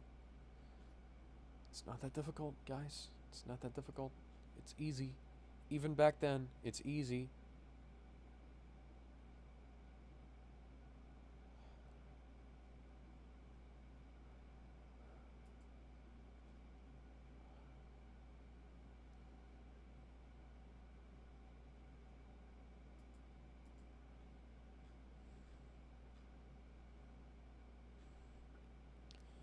And, okay, so Billy Blaze is firefighter using profiles from the series, I see. Billy Blaze is recognized throughout the world throughout the firefighting world for his skill, determination, and courage under fire. Literally. Actually, hang on, that's a period, not a comma. World for his skill, determination, and courage under fire. Billy leads the launch force, TM. I don't remember that from the Rescue Heroes toy line. Into burning buildings and explosive situations to rescue trapped victims and save lives. The one who danger never phases, that's none other than Billy Blazes. That's so stupid. Equipment, water missiles. He doesn't launch water missiles.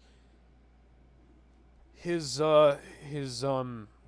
gimmick in the action toy line was a little spring-loaded water cannon thing that popped back in, and when you didn't hold it down. And his Power Max figure had an axe.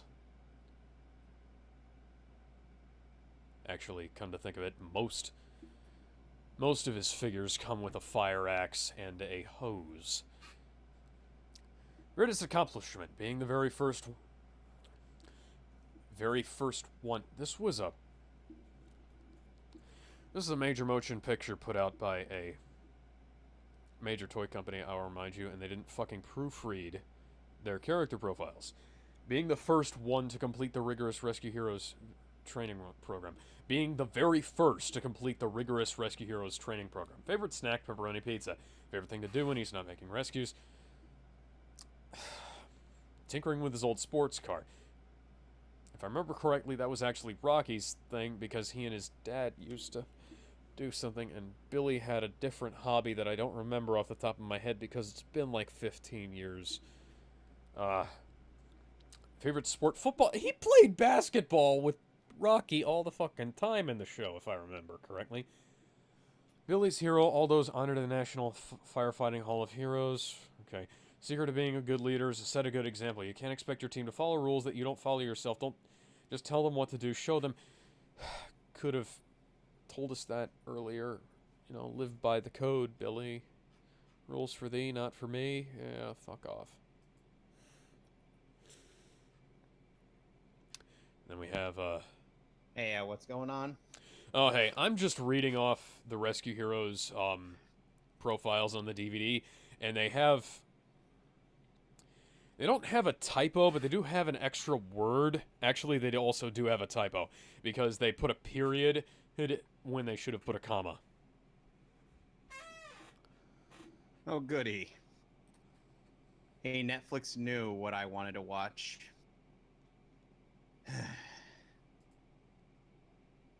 So anyway, my dad wanted to take the dogs out for a quick walk. He took 2 forevers to get ready. Yeah. So Ariel is apparently a vegetarian, and favorite snack is veggie burgers. Fuck you, I'm a vegetarian, and that's not my favorite snack. I like them, but come on. So you are like Beast Boy in that he is a vegetarian? Yes. Yes.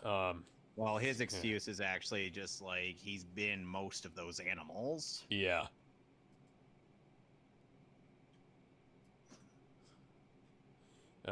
Anyways, I'm like, for what reason do you need to transform into a cow, a chicken, and a pig, and whatnot? For what reason? I don't know. Anyway, so I booted up Berserk, Golden Age Arc 3, The Advent. Yeah, I was just going through this stuff, and it's like, this was okay. So Ariel has a proper art, and Jack just kind of looks derpy. Wendy has her original character design. Jake also has his original character design. Let's go through this and see if there's anything here. Learning to ride his motorcycle. Motorcycle with radar gun and battering ram. Yes, that is in the toy line. Favorite snack, cheese popcorn. Favorite things to do, help out his uncle's motorcycle repair shop. Notice how nothing in there says anything about Jake liking to look at himself in the mirror and comb his hair and shit like that. Yeah, he's not a narcissist. Yeah, he's not a fucking narc. Think of good manners as another way of helping people. If you say please and thank you when you talk to people, you help them to feel important and respected, and besides, it's the right thing to do. Now let's go back to Wendy. Equipment video backpack, fuck you! Everyone had a video backpack in the... That wasn't unique to Wendy, and Wendy also has the same equipment as Billy because she's also a fucking firefighter. Alex, remember, or the movie we're about to go into has some interesting stuff that you would need to be mentally prepared for. Yeah, notice how there's not really much here about her being a pilot. That's Ariel's thing. And I'm going to go back to Ariel. Notice how there's nothing in Ariel's thing about being a,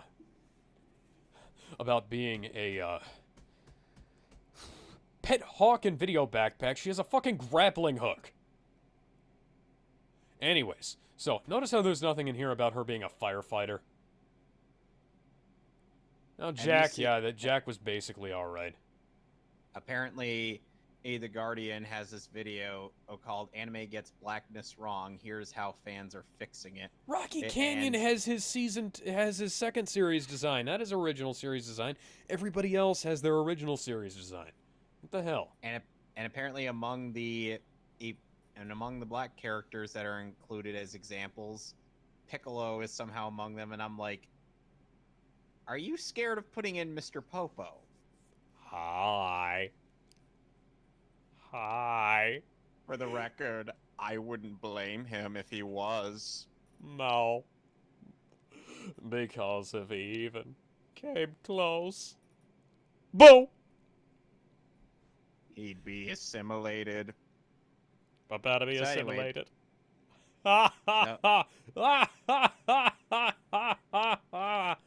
Yeah, notice how Rocky never actually had a tethered grappling hook in this movie, and also, yeah, from the Andes to the Alps, Rocky Canyon reaches the rugged peaks to save the lives of campers, climbers, hikers, and skiers lost or injured in the mountains. The youngest member of the Rescue Heroes launch force. That wasn't a thing in the fucking... none of this was actually a thing in the toy line, if I remember correctly. Rocky shoots at his tethered grappling hook. No, that was not an... He didn't shoot it. He had a fucking pickaxe that he could hook into thing.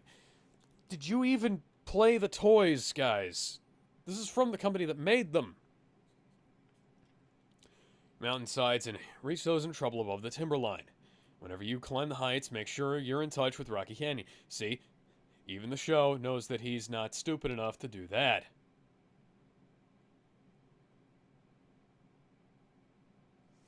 Okay. You calm now?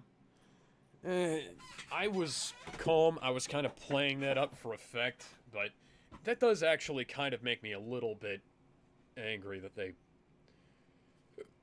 kind of screwed that up when they were the ones who made it. Well, anyway, Let's go ahead Whenever and you're- boot up. Berserk: The Golden Age Arc 3: The Advent, or in Japan, and it's called Descent. The Advent sounds better. The Descent is probably more accurate, though. Kind of, but at the same time, the Advent kind of sells more.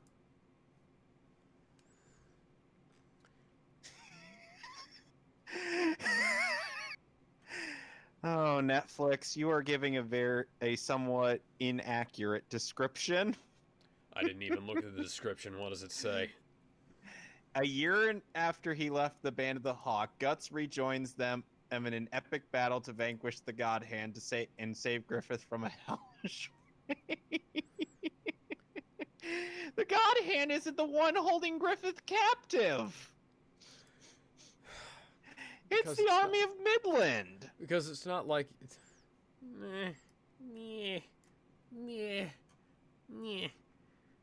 Sad Brooklyn noises. Sad Brooklyn Dies noises. in Brooklyn. Netflix, you never cease to make me laugh at how dumb you are. Okay, so... So, are we ready? Yes, getting ready in 3, 2, 1. TVMA for sex, nudity, and sexual violence. Oh yeah. That is accurate. You will see. You will see. Believe me.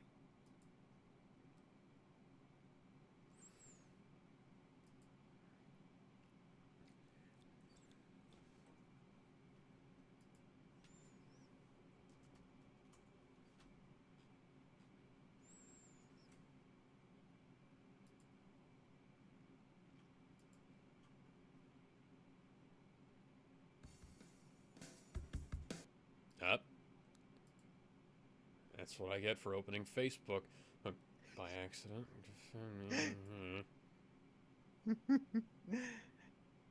No, Griffith is what happens when you look at your phone in the middle of the night, when you just woke up in the morning. Like, I don't wanna, but I have to. Yeah.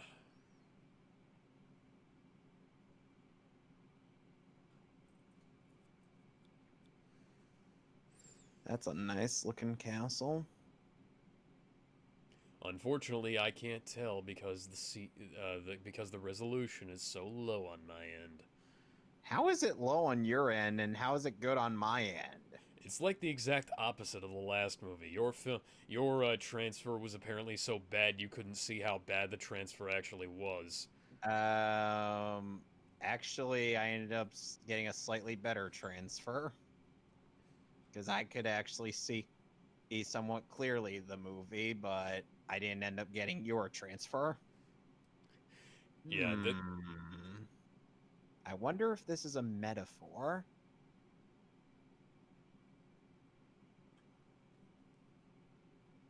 Where did he go? Where'd he go? Where'd he come from? Where'd he go? Where'd he come from, Cotton Eye Joe? Which version of the origin of that song do you subscribe to? Rednecks? No, I mean, which version of the origin of that song do you subscribe to? Because there are two versions of it. Like, there's a... You see Griffith's body after a year of being tortured. Ew. But yeah, there are two different Ah. Hello, my baby. Hello, my honey. Hello, my ragtime gal. Send me a kiss, Barbwire. Baby, my heart's on fire. God, I hope. Why is he so jacked? Because because he was pretty muscular coming in. He's more jacked now, though. Okay, now he looks like he's a stick from a distance. When you zoom in on him, and he's like fucking ripped. Ooh. We're getting flashes to some very foreboding imagery. Seizure warning. Boys, prepare the seizure procedure.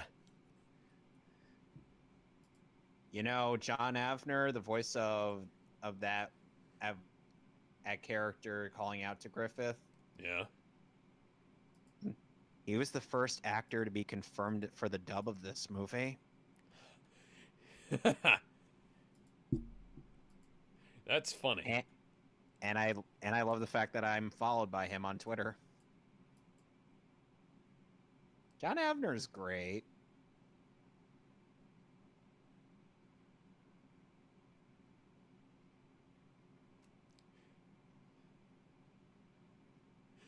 So which nice.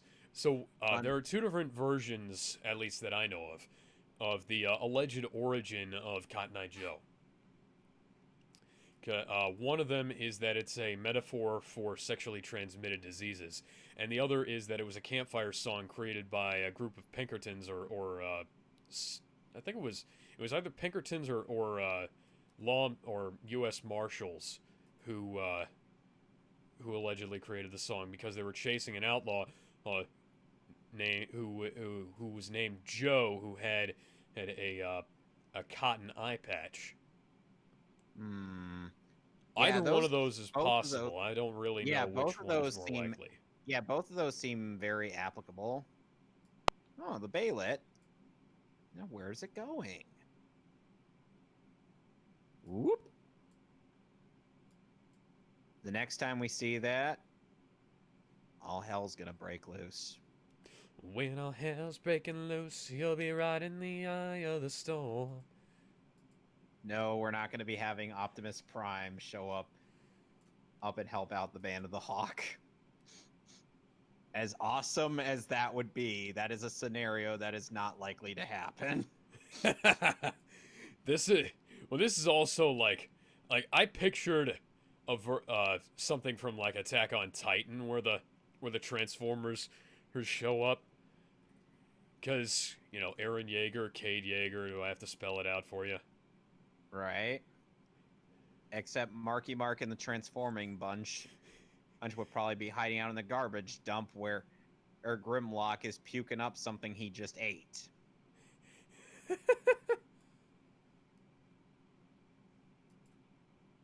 What part of that was funny? The fact that was the only good scene in all of the last night. Really? Yes, really. By the way, if you want to see those other, other characters that are that we haven't really seen in this movie trilogy, but are seen in this intro for some reason, read the manga. Don't go watch the 2016-2017 anime. If you thought Rescue Heroes the movie had bad CG, oh boy. Yeah. At night, the Band of the Hawk are currently on the run from Midland. Most of them are battered, broken, and quite a few of them have deserted. When your body is broken and your city is in flames, then you have my permission to die. I always picture J.B. Blanc saying that line for some reason.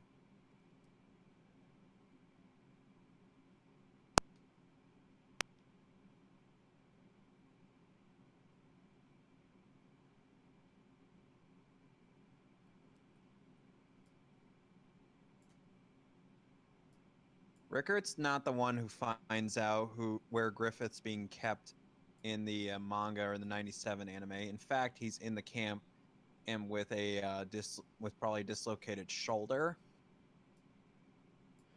Exposition, exposition. This is Well, fucking they irrelevant. this has been it's been a year since the last movie. Well, they could have covered more ground, you know? It's actually like that in the manga and the '97 anime. Oh, believe it or fuck not. you. I think Walter C. Dornez might be around here.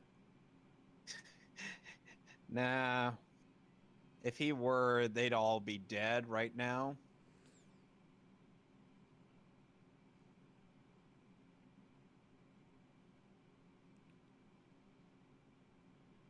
And yes, the 3D models did get better since the last movie. Yes, they have. This is probably Impressive. Most impressive. Yes, and JB Blanc, speaking of which, is in this movie. Hi, Salat. If you want to know more on this guy, go read the manga. Because I'm the best there is at what I do. And what I do isn't very nice. And Salat is probably the one named character in the Golden Age arc who's fought Guts besides Zod, who is you know, survived and lives to be his enemy. You'll see what I mean.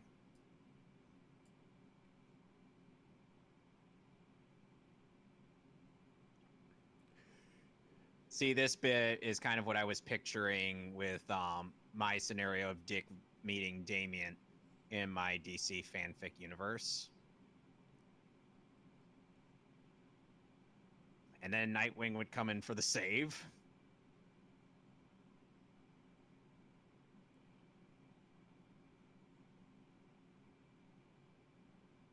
Considering how much of an ass whooping you gave him during that weapons demonstration, yes, Guts, he kind of is a street performer. So, is there any real purpose for the time skip? I think maybe Get just because This is no place to die. I think maybe a time skip was just because they kind of wanted to show you the result of 1 year of running around and getting hunted by Midland, because that would have taken a bit too long to. That would have been a bit too much ground to cover, or if they had shown on the 1 year. Here, Alex. I'm just saying they didn't even need to skip a whole here's the year. They could have said. Here's the then funniest 2 sound effect you'll months ever hear later. for a weapon.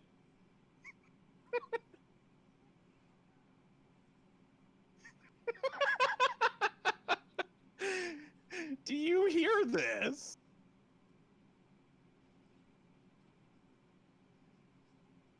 Did someone have aluminum in the studio? Apparently. Boosh.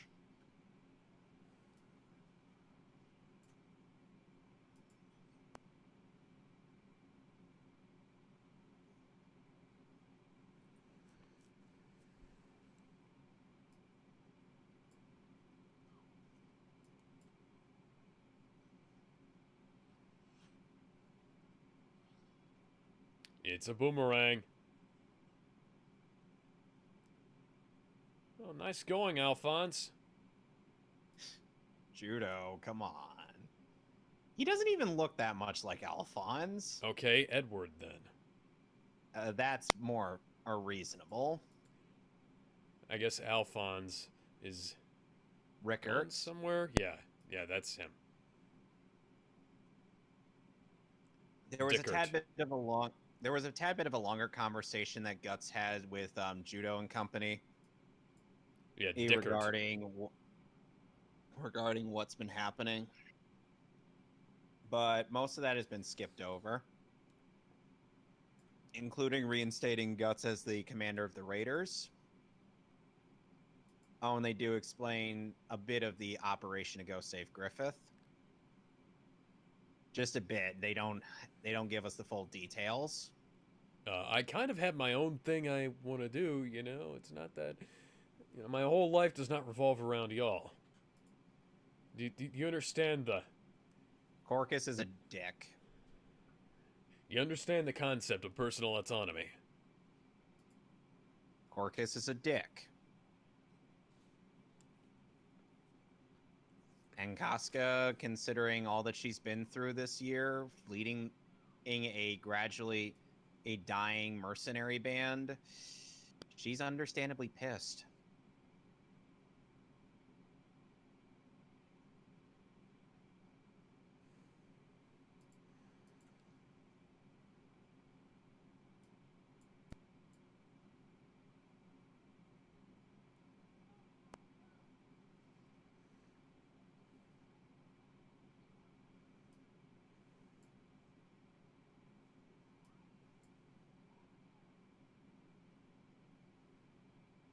I love of that scream of "damn you" in the a dub of this.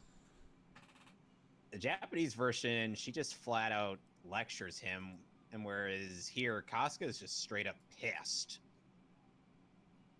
Yeah, this is actually really good now.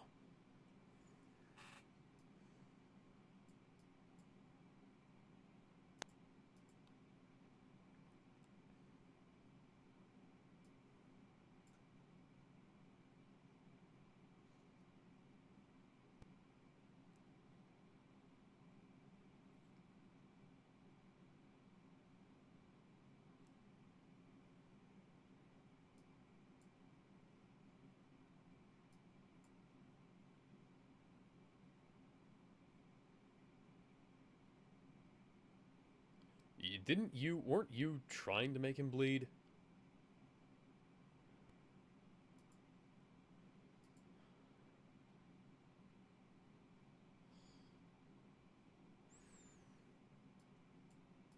She was, but she assumed that he would defend himself. Ah. She's just, that's why she's like, wait, hey, why I didn't you tried block so that? hard and got so far, but in the end it didn't even matter. I had to fall to lose What do you think of it all. Casca's new outfit? It's pretty good. But in Yeah, I the love end, this it doesn't outfit. even matter. Oh, goodness gracious. Your timing is, well, not bad. I'm just saying a little too on the nose because.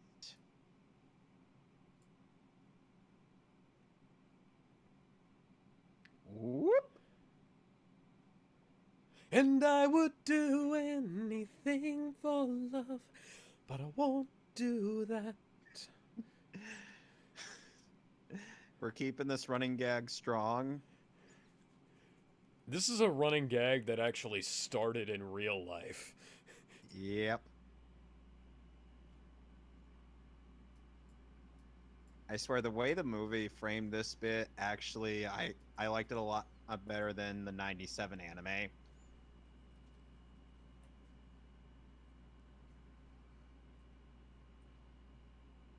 And in natural guts fashion, he just tosses her.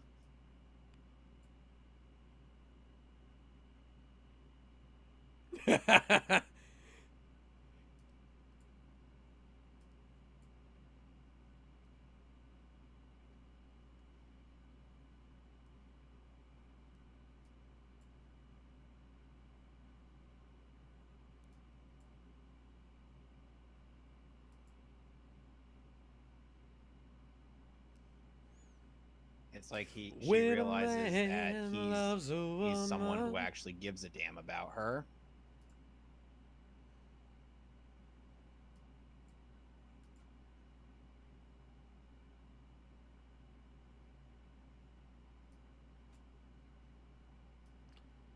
Why do fools fall in the... I don't actually know that song very well.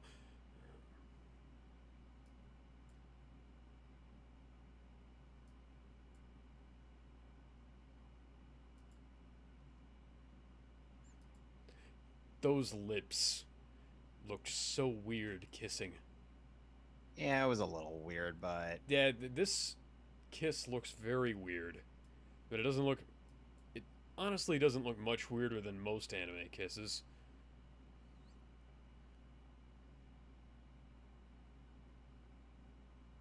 Funny enough, Guts and Casca falling in love was something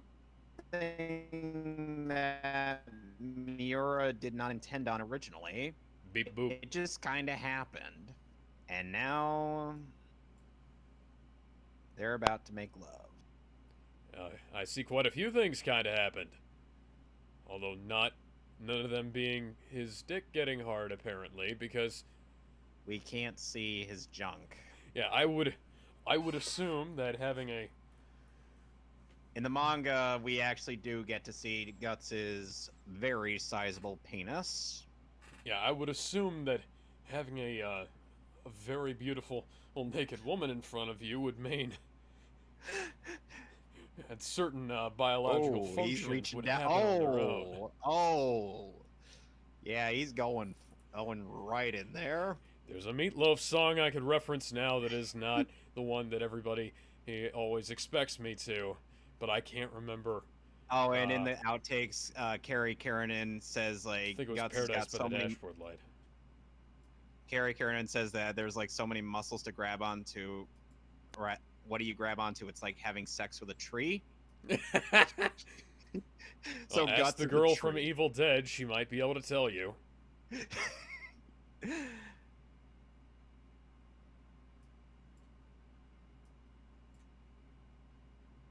I love that little spider's web right there. It's a little nice detail. Discretion blanket.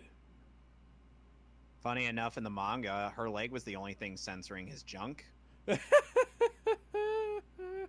Oh, and another thing the manga did was, like, during their coitus scene, Guts had a bit of a PTSD flashback of his days in childhood, and kind of choked Casca a bit before, or snapping out of it, and, well, him having the daylight scared out of him. Oh, and Guts trying to tell Casca she should probably go with him. In the manga, he grabs her boob to as she's flipping out on him. In the anime and the movies, they just play it a little more seriously and emotionally. And it looks like they're about to have some nookie again. Round 2, fight! I could presume this happens over the course of quite a few minutes. Considering how much stamina both of them have.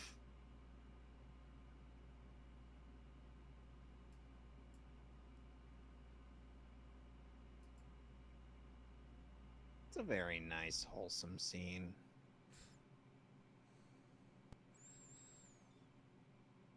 Ooh. Something seems to be going... Something's eerie is going on. Suddenly it's colder.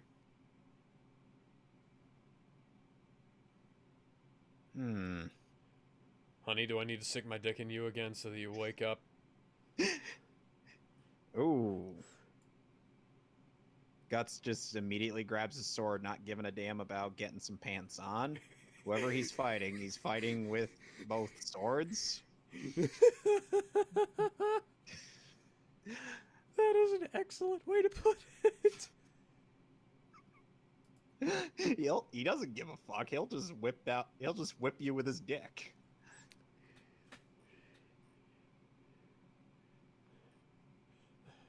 I call this sword Penis Junior because it's slightly smaller than my regular one.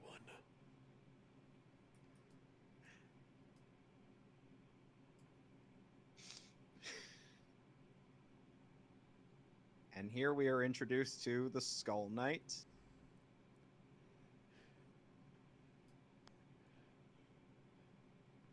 Hi, I'm from the show Overlord. That show doesn't exist yet, but you'll totally love it, trust me.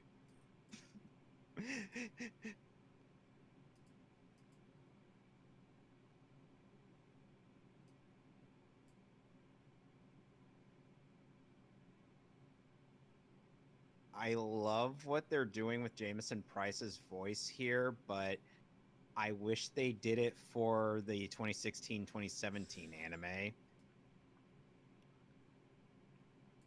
It's a little sad, to be honest. It always is whenever something else does something that something else did later better. That's the whole point of subsequent adaptations, is to learn from the past.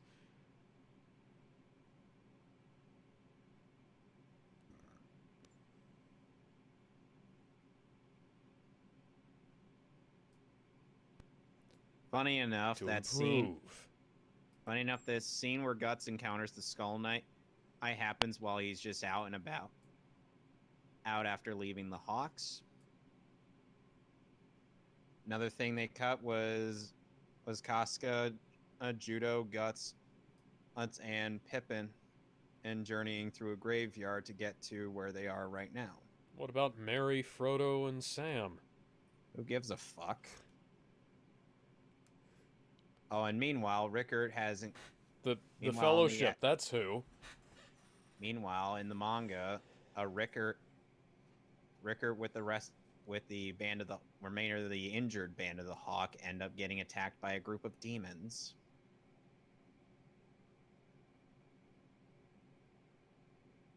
Hi, Charlotte.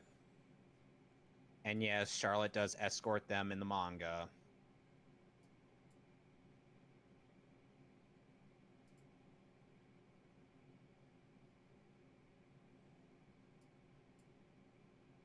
In the anime, no one escorts Guts and company down this long hallway. Oh, so it's like the opposite of the Lord of the Rings, then. Yeah.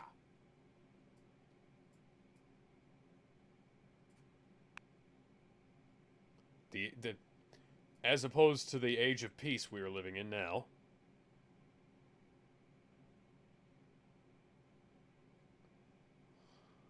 Oh, is that guy going to be the Skull Knight? There's many implications to him being so, including his helmet. Just look at that thing. Oh, he always wears a skull-shaped helmet, you say? Does that maybe remind you of anybody? So, like I said, there's implications, but Guts never really asks him since to him that didn't to him it didn't really matter all that much.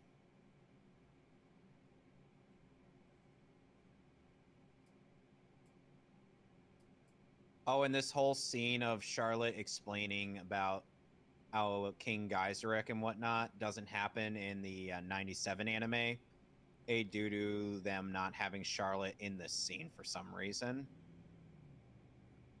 Of course, because... Oh, and this what? kind of... Look at all those brands. Oh, that's... Huh. I think that symbol's familiar. I've seen that in the intro every time we've watched a Berserk movie.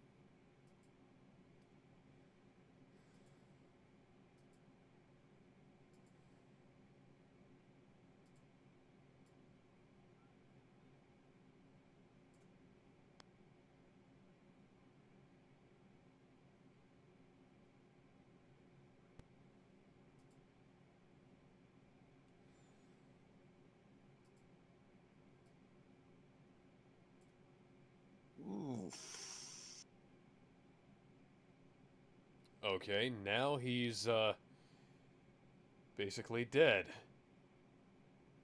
Somehow he's still alive. How was he so buff earlier?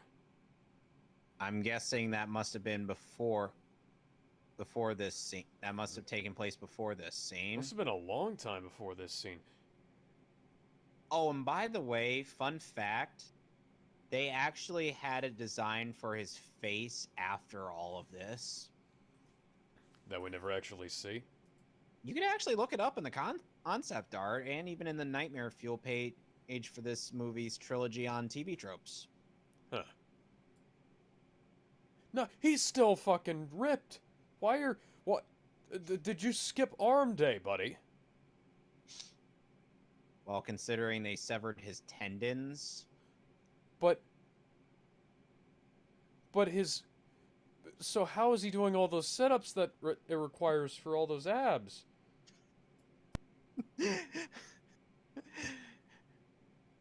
I don't know what the torturer has exactly been doing. Oh, you could actually see the muscle from the skin. Ooh. Just pulling a cask of Amontillado on there.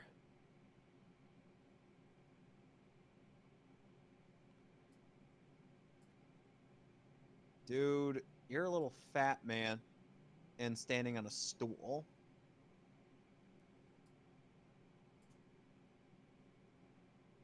Or a barrel, rather.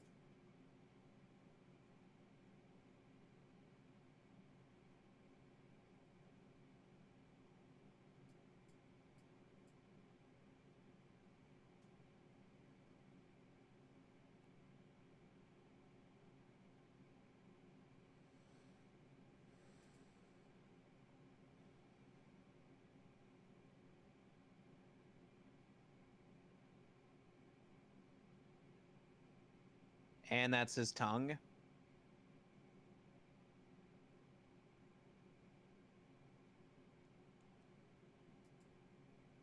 Oh, God.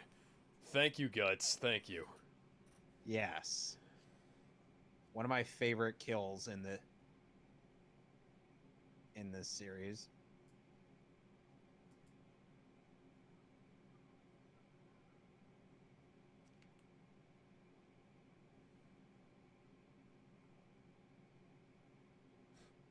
I'd like that to be a thing, you know? Oh, your breath's too bad. You gotta go down to hell. That would be a hilarious thing for like a religious,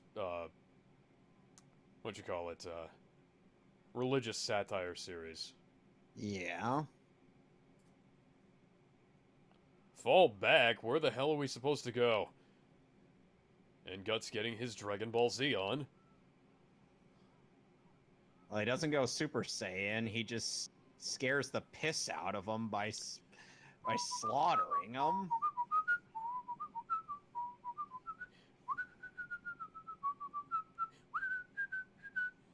So, Alex, do you think you could see some part of where I get it influence in terms of like writing stuff and whatnot? Yes, I do.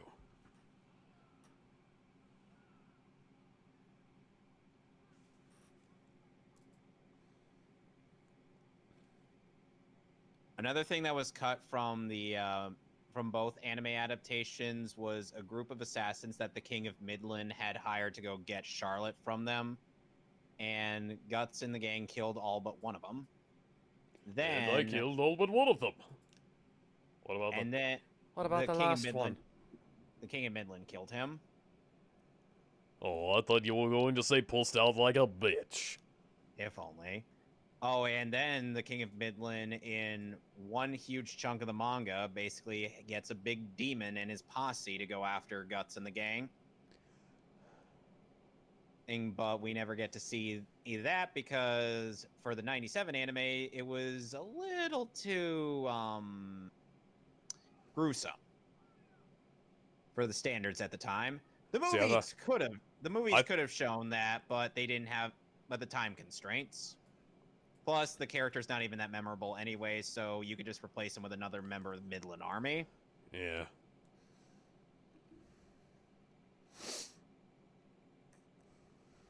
Though it does give a plausible the quality of animation there, or the disparate quality of animation is so amazing. It's almost hilarious. What, compared to the last two movies? No, I mean between the soldier and that gate. Ah, right. Okay. Oh, God will answer your prayers, Charlotte. Say your prayers, little one. Don't forget my son. to include everyone.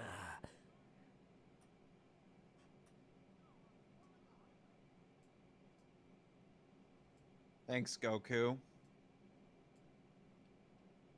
Oh yeah, that sounded like Goku, didn't it? Yeah, it was. Yeah, it is Sean Shamel. I pointed this out in first movie. Oh, Sean Shamil, huh? Yeah. Mr. Beta Goku himself. Yeah.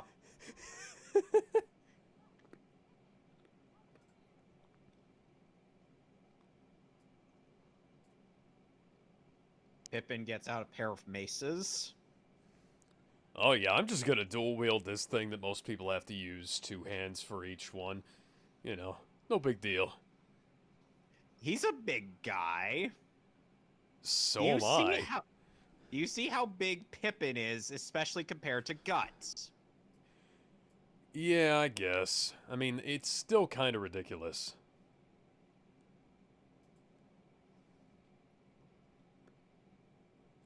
Uh-oh.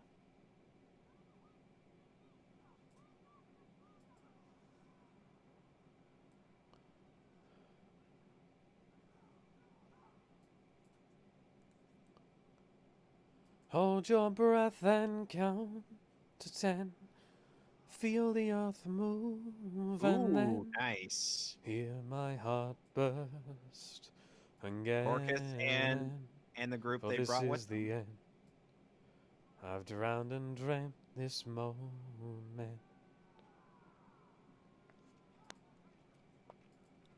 So overdue I owe there. It's like, hey, wait, I didn't say go yet. Swept away I'm stolen. Let the sky fall when it crumbles. Oh, and I apparently found out that Paul Anderson's going to make a Monster Hunter movie with Mila Jovovich. You know, they're as the great. lead. They're great. She's a great actress. He's a great director. They do terrible work together. Yes, they do.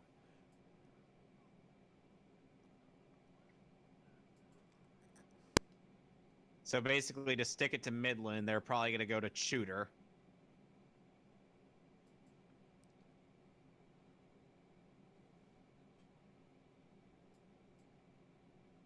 Want you inside me? Don't tempt fate there, honey.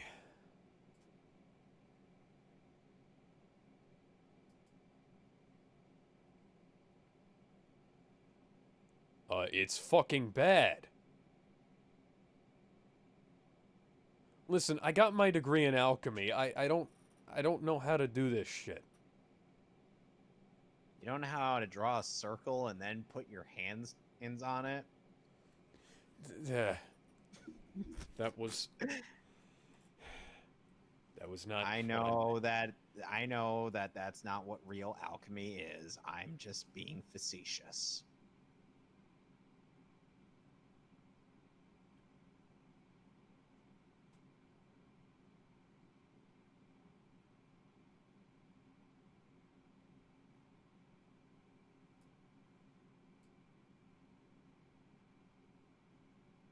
Yes, we know. What about the law of equivalent exchange? Bruh. Could we maybe not like sacrifice somebody else and give them his tendons or Sacrifice Corcus. I elect we sacrifice Corcus. Sure. I don't know who Corcus is because I can't remember all the names. He's the guy with the black hair that tried to lead the charge. Oh, that dumbass.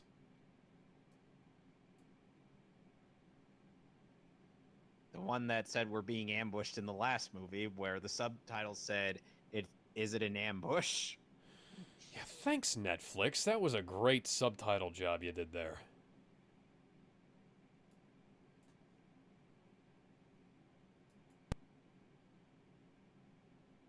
No, it ain't.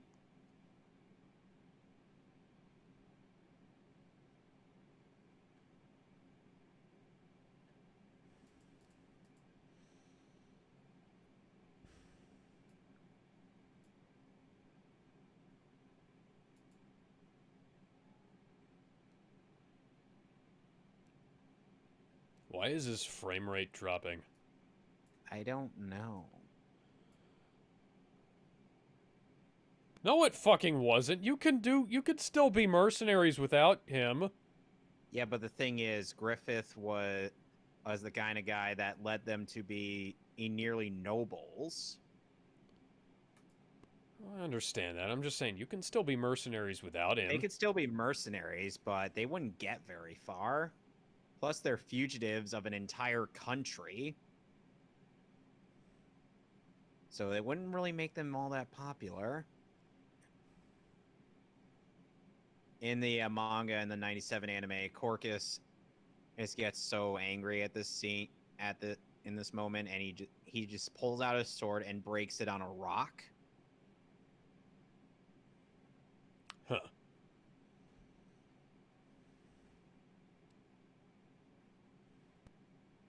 Funny, Guts' pants are baggy, but I could still make out the outline of his ass. Because his ass is dummy thick. It is. It is.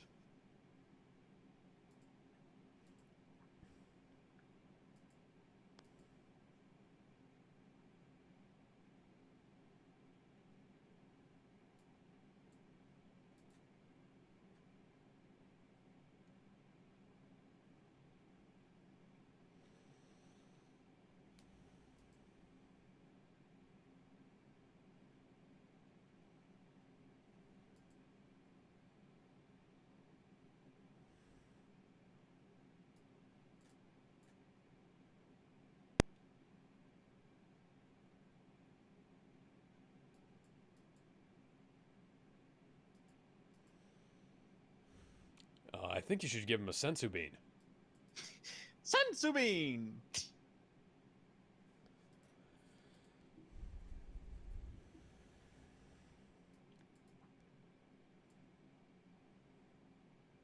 Oh.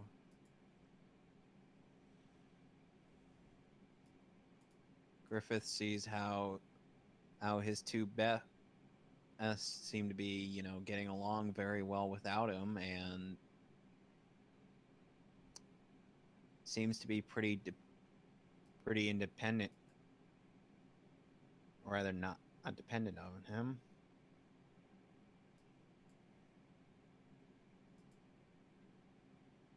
I'll probably go to Germany with my little brother and try to bring back our mom. Nothing bad can happen there, right? Loses an arm and a leg. And And Rickard's soul gets bonded to a suit of armor.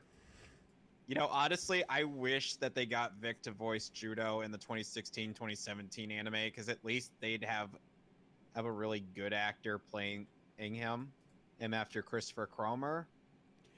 Unfortunately, this was a New York AV Post dub. In LA. Oh, and LA. Oh, that might have worked. I don't know. Plus the Crunchyroll old dub was recorded in Bang Zoom. Oh, that might have worked. Yes, it would have worked, but they got Kyle McCarley instead. And he doesn't sound anywhere nearly as the swag master of Judo. What the fuck? The swag master. Judo is a swag master, but he chooses to remain a virgin. Why? Because he's better at getting two people getting better at playing matchmaker than he is at getting ladies. So he's Hitch then. Yeah. Okay, so Oh, you've actually seen that movie then? No, but I can understand what you mean. So I was gonna say, yeah, I'm surprised that you actually have seen that movie, and then I found out that you hadn't, and it's like, okay, never mind then. Yeah. The thing, Casca's saying that Rickard's gone off to find them a way out of the border. that was a reason to kind of explain why he isn't here for the rest of the it's in the movie, since they didn't really, show the scene of the injured members of the Band of the Hawk getting massacred by demons.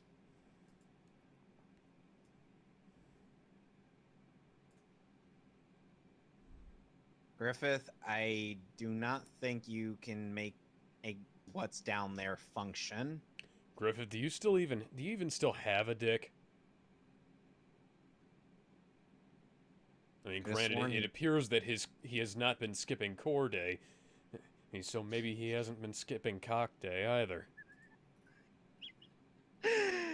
Oh my god! It's like all he does is like all he can do is do pelvic thrusts, you know. Well, to be fair, the King of Midland did tell him to keep Griffith alive. Tell the torturer to keep Griffith alive, so he probably has been feeding him. It's like the only exercise that he could do in his damaged state is just hip thrusts and crunches. That's why he's so jacked. That's probably within the realm of possibility if you really think about it. Yeah.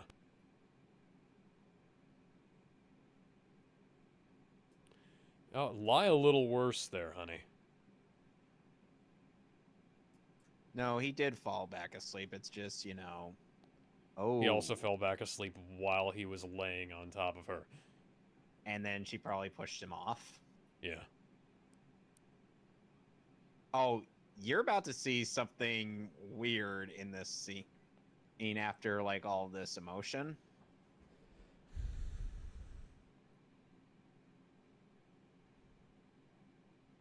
Are we about to see his nipples because she's gonna rip his shirt? We did see his nipples during their sexing.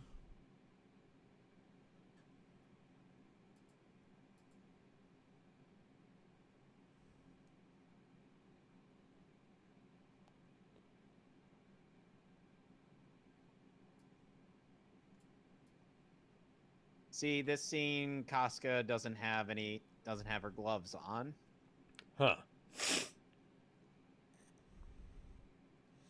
Sorry about that. I'm a tad bit congested today. That's fair.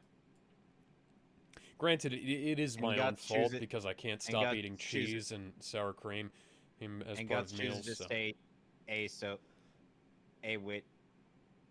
which at first would relieve Eve Griffith and whatnot, but Casca, well, you'll see.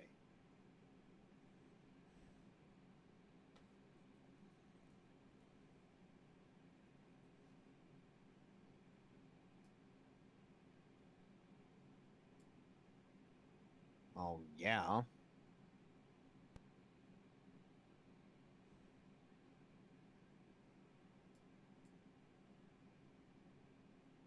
And she suddenly has gloves on. And why? Proofreading. I don't know. What did the subtitles say? Just tell me. I'm actually not watching the subtitles, really. Why did you leave that out there so that ants could get to it?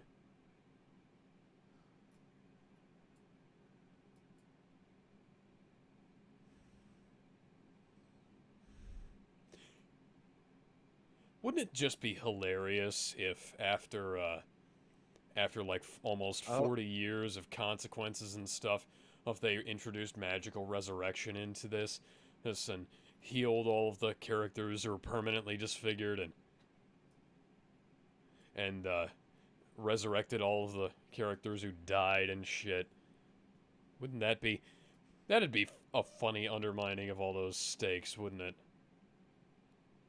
Are you talking in the entire run of the manga? Yeah. Just like start Dragon Balling everything, you know? Miura wouldn't do that. Hideaki Anno would, though.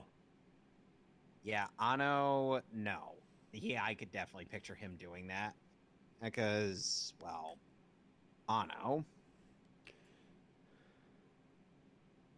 Miura, I can't picture him doing that. Oh, and suddenly the horse carriage is moving.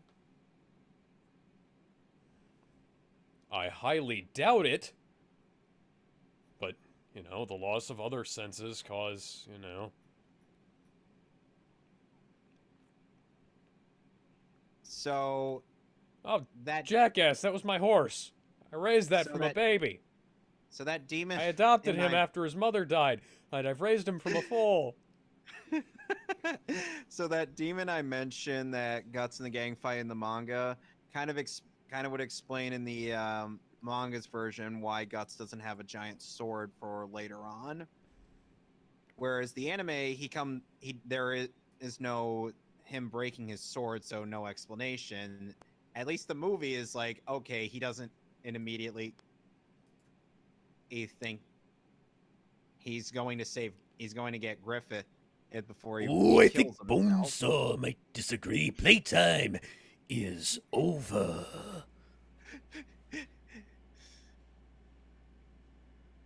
Because seriously, Guts not bringing his broadsword with him or what we're about to see was something that I've questioned for a while, but then I read the manga and I'm like, oh, that actually makes sense. And the movie, I'm like, okay, that's fair. He probably didn't immediately have access since he went for a horse instead of the whole wagon, like he does in the manga on the anime. And he just broke his arm.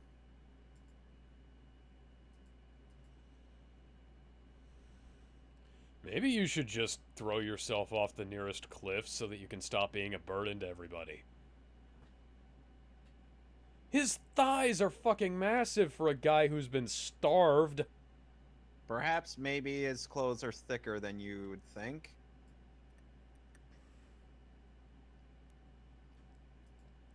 Or maybe Like- he's just dummy thick. Oh, and speaking of that whole suicide thing that you were suggesting, Alex, Griffith is about to tempt that.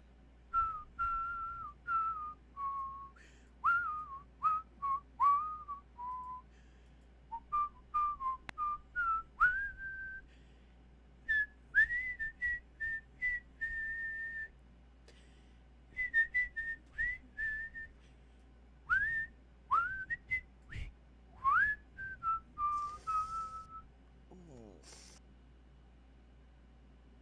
That is painful. Too weak to even end his own life, apparently. That is sad.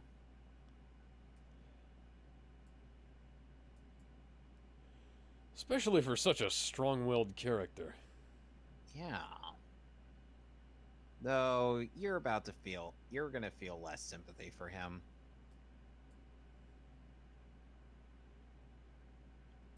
I mean, I kind of don't feel a whole lot of sympathy because this is kind of his fault. Look what he found. His fate has other things in store for him.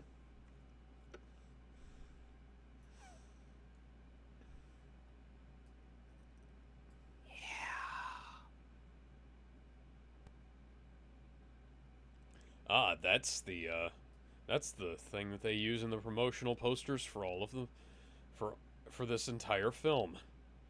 Yep.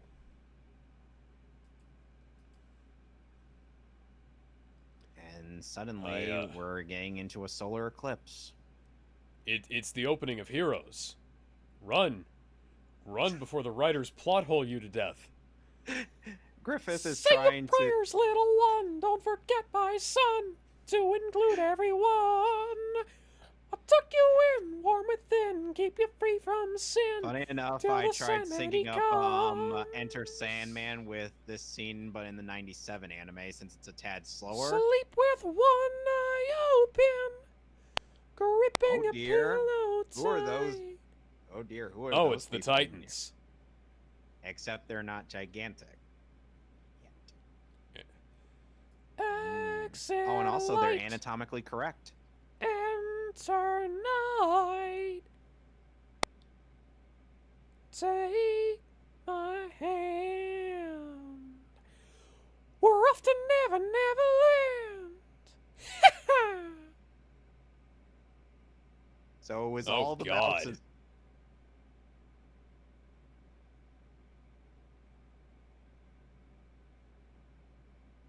Yeah, it's unsettling how the Baylit's face has a seizure in this version, where in the anime it just rearranges itself.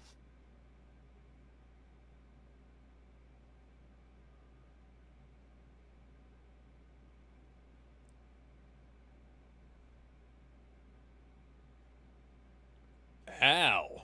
Well, I hope you're prepared for a cosmic drug trip.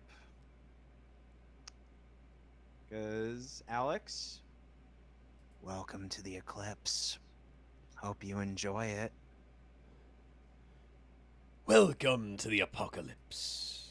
Mr. Squidward, I hope you like leather. Welcome to the apocalypse, Mr. Squidward. Population Oh, you. God. The first time I ever saw this movie, even in the Japanese version, when I saw those horses were stepping on those faces and they actually cringed in pain, I'm like, oh, Jesus, that is frightening. Like, you see, even the horses can barely balance themselves.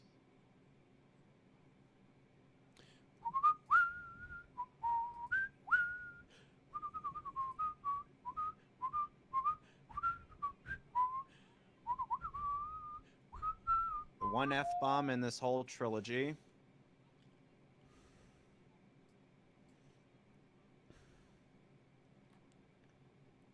That is actually a very valid strategy.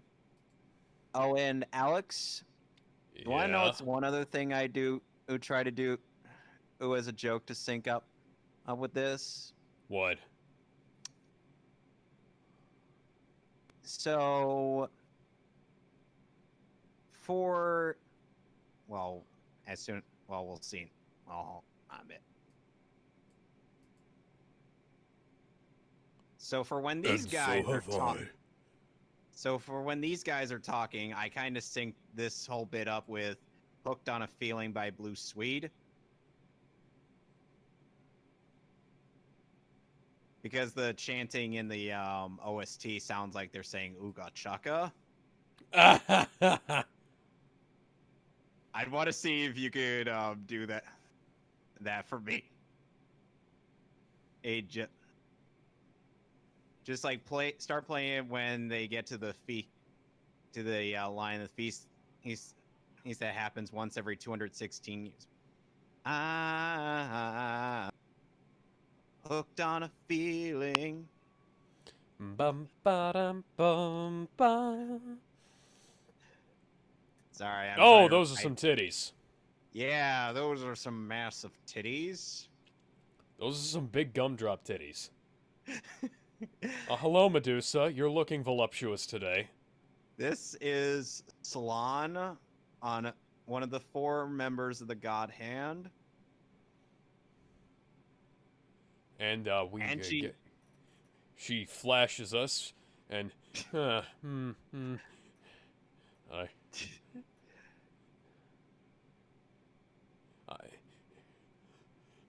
she's even dressed like a dominatrix. You know, that would be intimidating if I were intimidated and not turned on by the Y-boner.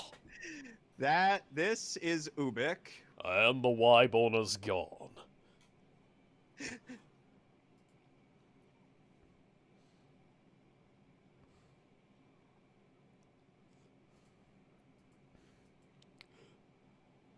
I think I need a new gun to shoot all of these things.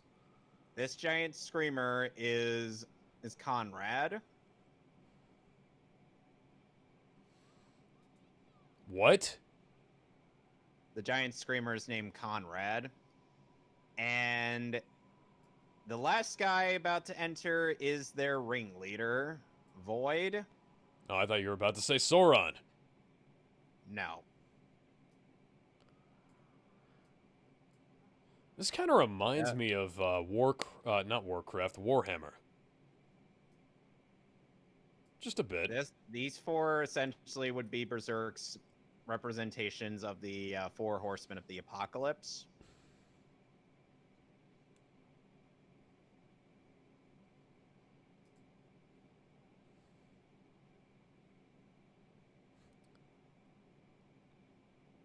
Ungodly god born of man. What the fuck? I'm guessing those captions are lifted from also the Japanese version. But they also said that in the dub.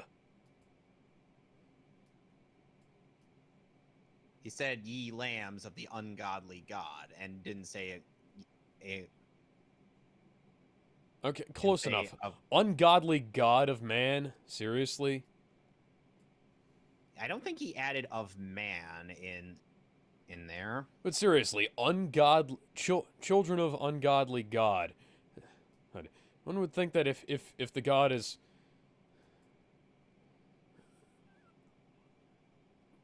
And Guts just draws a fucking dagger.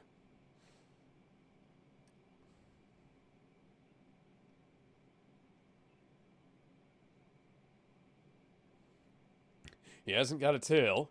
Oh, well, I think I might know somebody who does around here.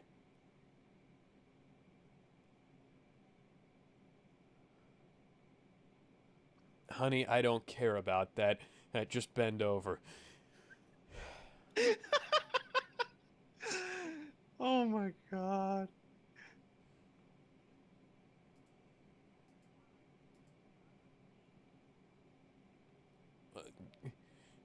Listen, buddy, get out of here. You're killing my high. You're harshing my balls.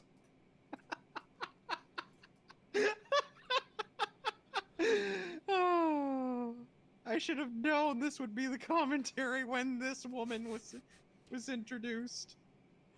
Which, by the way, Yes, you should have. Which, by the way, in the 2016, she is in the 2016-2017 anime, but She's voiced not nearly as naked. by a different actress, and also, at that point in the manga, she's covered in troll guts, so considerably less sexy. This is my legacy, eternal sacrifice. Don't ask me why I just made a Dragon Ball Z reference there. Oh, sacrifice came up, so.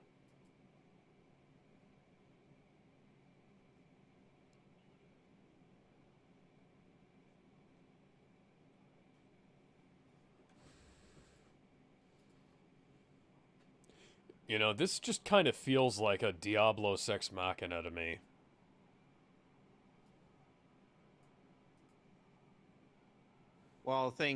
This was kind of, here's the thing. They wanted it to be, in the original anime, they kind of wanted the demons to have a little less, they got this bit to have a little less build up since, all to make it more unexpected. It was meant to be like a big twist. You get what I mean? I guess. It kind of builds on Nosferatu's Zod already foreshadowing some ill fate for these people, and unfortunately, that demon I mentioned kind of heavy hands it with the foreshadowing. So honestly, I kind of like this with the whole plot twist that suddenly that Baylet that strange creepy Baylet does have something to do with demons and more demons to come. Demons and more demons and more demons, man. Would that be what you would imagine Void would sound like? Because I could totally get down Yes, with that. that will be what Void will sound like in Berserk. Obliged, man. Now I'd have to imagine, I'd have to wonder or how your fellow cast members would think of Slan of the God Hand. Like just looking at her, and they'd be Well, like, no, it's time for a flashback, boy. they'd probably be like, Alex, who is this? Who is who? What do you know? No, referring to Slan. I know. Yep, Act- been with me the whole time. So basically, this scene is kind of to establish, Ubik showing a somewhat corrupted perspective on how Griffith sees the world. Huh.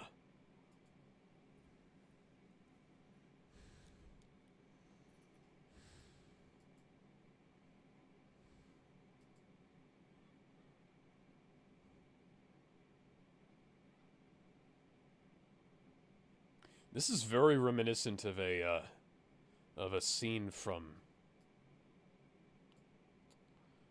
6 Days of Sacrifice. Did that come out before before this event in the manga of Berserk? I doubt it. Ooh.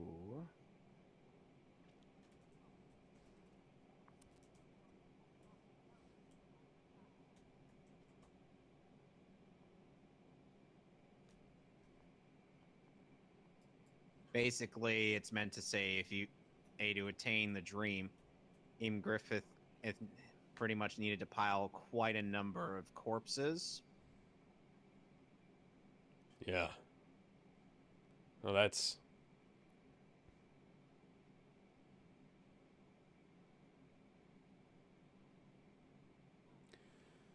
That lip sync is worse than me. My lip sync isn't that great, and mine's better than that. It was literally just looping the lip flaps up and down. Well, to be fair, to be fair, that's on the original animators.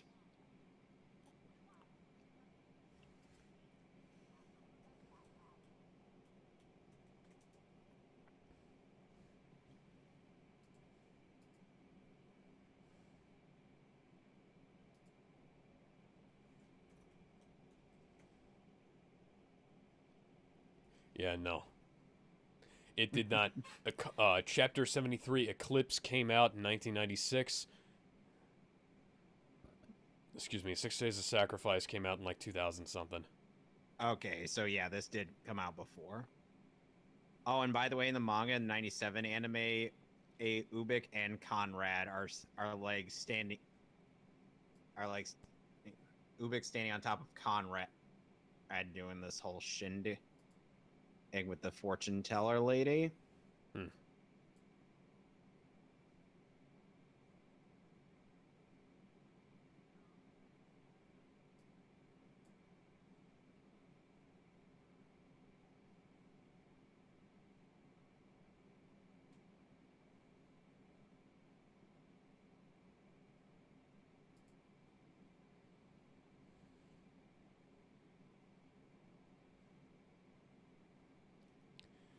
Corpses are not the best building material. Well, it's obviously metaphorical. No, I'm speaking literally, obviously. Literally, yes. They're not. They're terrible building material.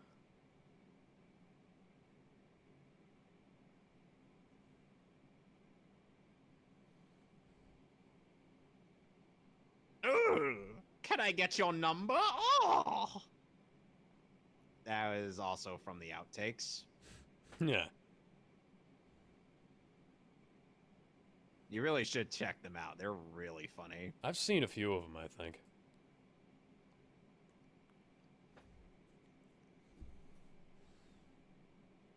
And I love the way that the film frames this bit. This is my legacy. Eternal Eclipse. sacrifice. Like placing the brand right in, as though we're right inside of the eclipse. And the frame rate just changed.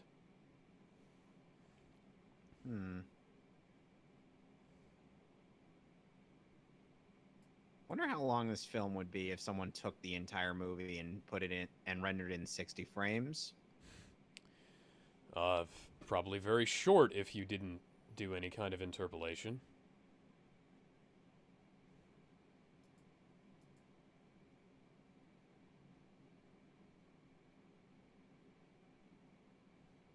And I want you, I need you, but there ain't no way I'm ever gonna love you. Hashtag Now Griffith don't did be nothing sad, wrong. 'Cause 2 out of 3 ain't bad. In case you're wondering, that meme is after this event where Griffith just chooses to sacrifice each and every member of the Band of the Hawk just to obtain power. And the God Hand And is I would perfectly willing do to give it to him. anything for love, but I won't do that. After all, friendship is the best thing in the world. Griffith would be like, fuck friendship. Bitch, what did you just say? He and Mickey would throw hands in the most This is epic him and battle. Taya. This is Taya.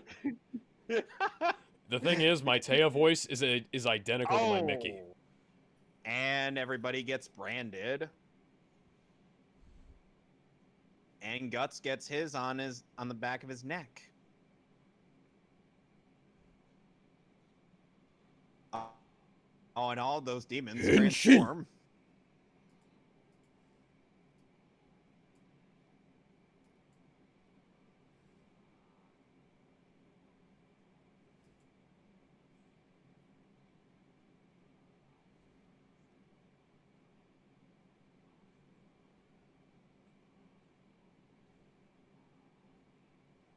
Yeah.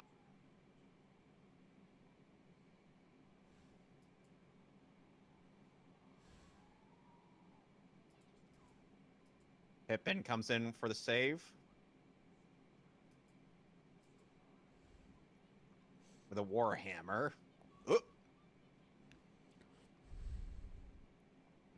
Oh, and funny enough, the 97 anime does not include Judo throwing a knife to assist. Huh. How does he manage to... Still there, Alex? Yeah. I'm still Just here. making sure you didn't tap out. No, I'm still here.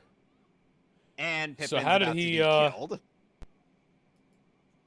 How did he, manage that, then?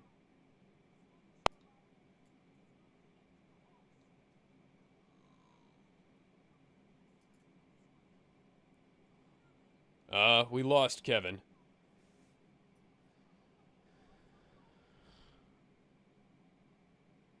Okay, I'm pausing at 1:10:43 because, we have lost Kevin.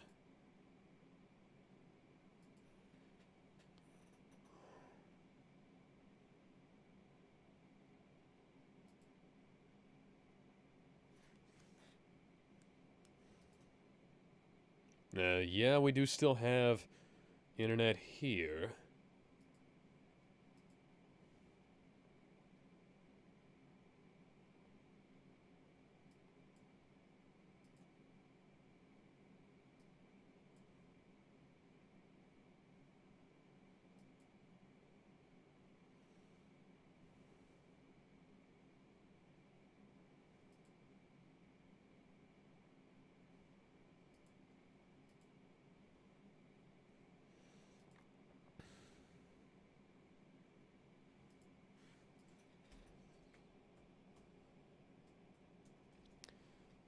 We're, experiencing technical difficulties, I believe.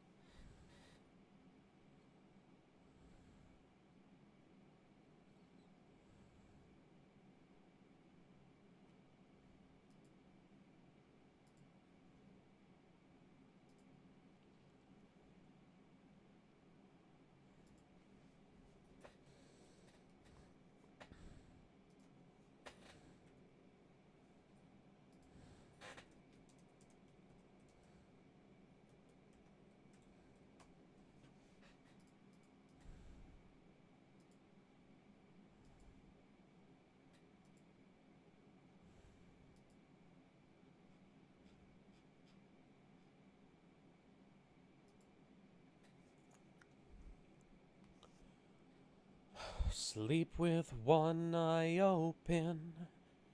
gripping a pillow tight, exit light, and tonight, take my hand. We're off to Never Never Land. Something's wrong, shut the light, heavy thoughts tonight, and then they honor Snow White. Dreams of wolves, dreams of lions, dreams of dragons, fire, and then of things that will bite, yeah. Sleep with one eye open, gripping a pillow tight, exit light, and tonight, grain of sand. Ah! Exit light, and tonight, take my hand. Rough to Never Never Land.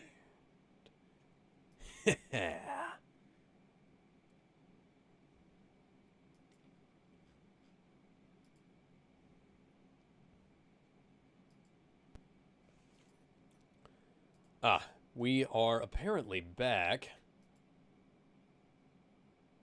Okay, say Okay. something. Okay, so where are you at? I'm at 110:43. Welcome back, Kevin. Okay. That was weird. Yes, it was weird. Did you lose internet connection or something? Because I was able to hear A you, little. but you were apparently not able to hear me.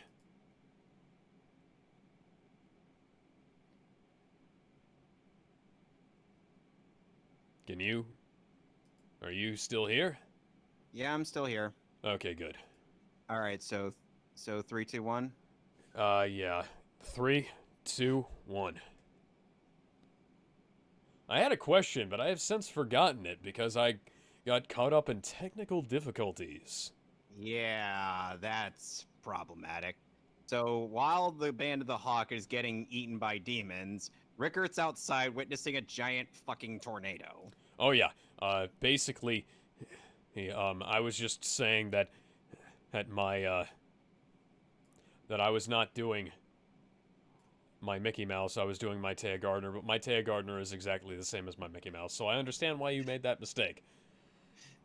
So Griffith and Taya Gardner would be throwing hands. Meanwhile, Yes. Skull Knight is having an epic duel with Nosferatu Zod, who is gatekeeping. Now I'm imagining Skull Knight and Zod having a dual monsters battle. Like, Funny enough, Zod's voice actor is also Odeon in Yu-Gi-Oh! like in 5Ds. You know?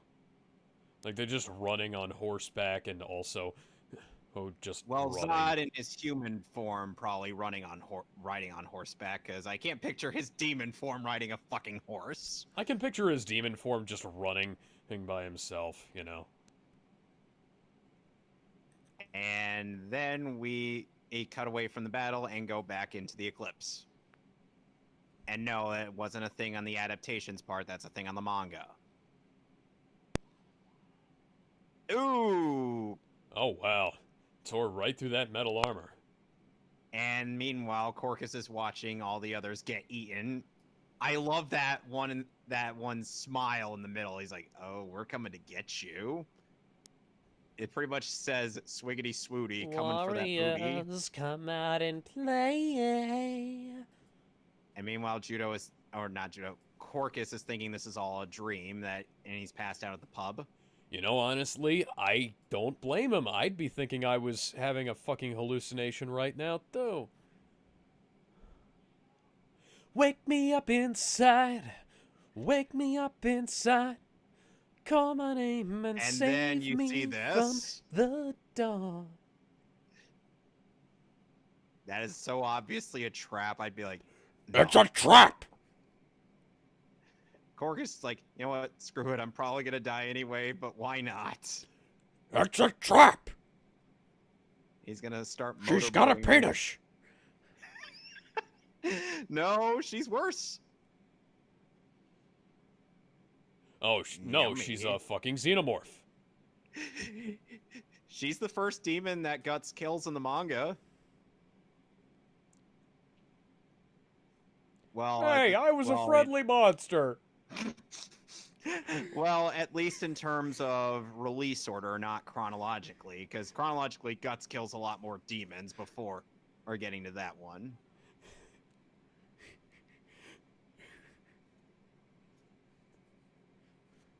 Yeah, he would.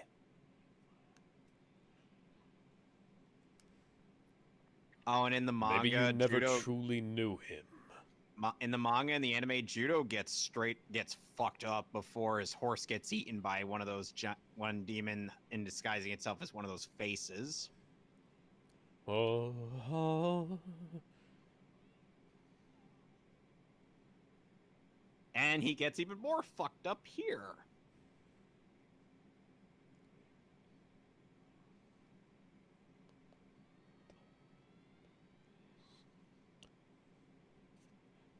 and down goes Gumby. And that's probably the one demon Casca kills for a while. Like a long while, bruh.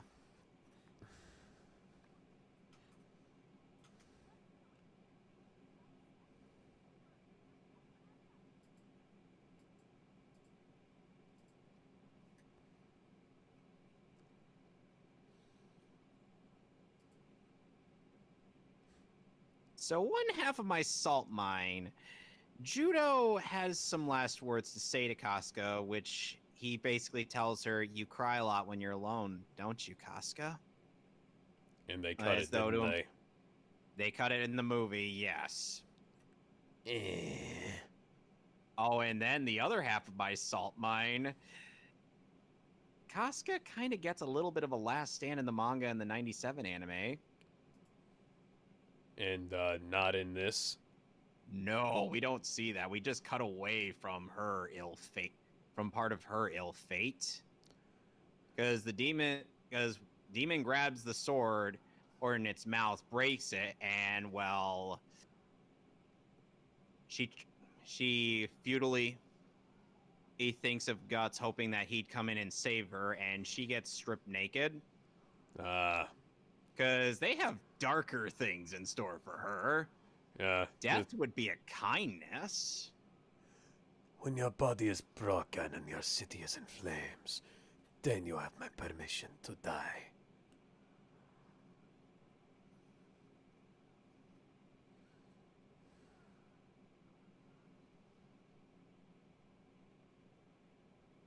Meanwhile, inside of the cocoon, And I now have one winged angel going through my head, except he has two wings. yep.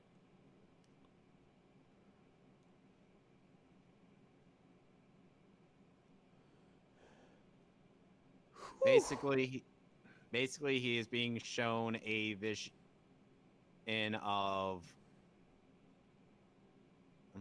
He's shown a comparatively different vision as opposed to what he was shown in the manga and the anime. It was shown their deaths and basically the fact that at this point he cannot feel any empathy for them, no sorrow, nothing. Here, this is much more of a drug trip. Memories like the corners of my mind. Misty watercolor memories of the way we were. It feels like this is a showcase of like human history and whatnot, and why humans do the things they do. Ooh, at least that's what's being shown to Griffith.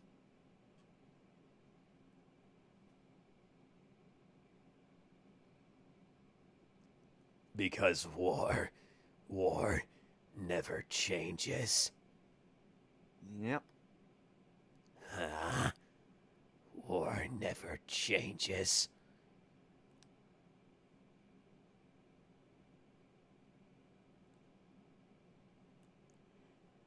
I hope everybody appreciates the irony of doing that in the snake voice. Ha. Anybody who would be watching this, Yes. even through our technical difficulties, Yeah.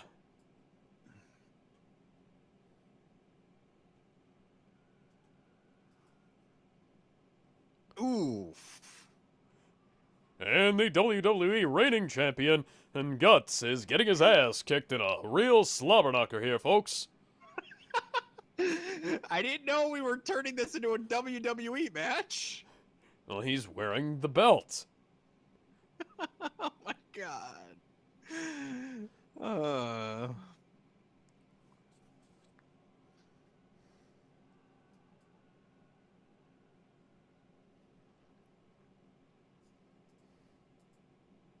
And now he is surrounded by the A literal Like, why don't- bloodbath. oh, not only that, but also the blood and guts of literally a large portion of the people who were here, including their horses. Oh, and in the manga and the anime, hey, we get an extended death scene of one of Guts's closest companions.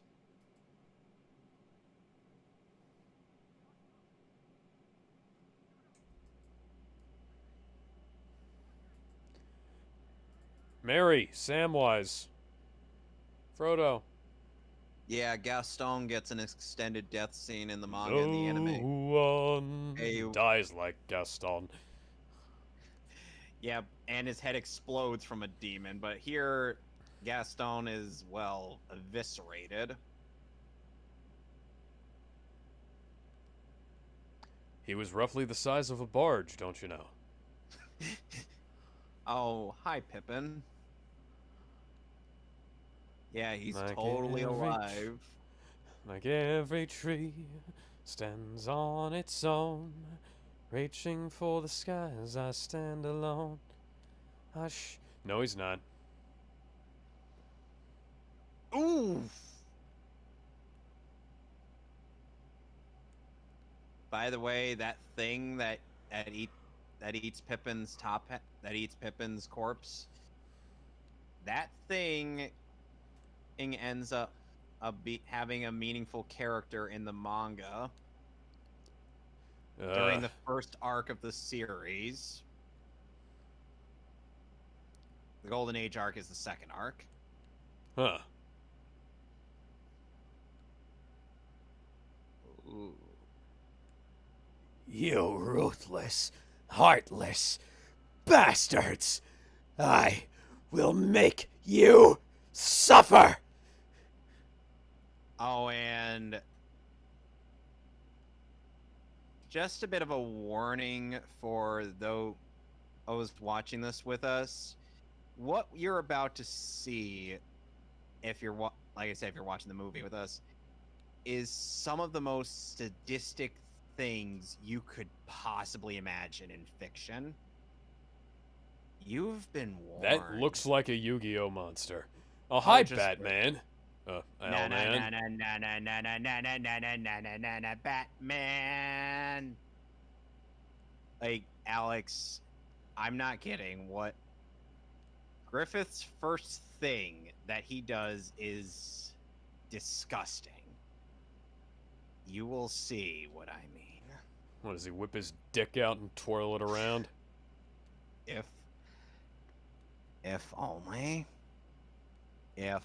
You spin Oh, me man. right round, baby, right round like a record. He looks like a Toku hero from like a 90s dark and edgy tokusatsu show.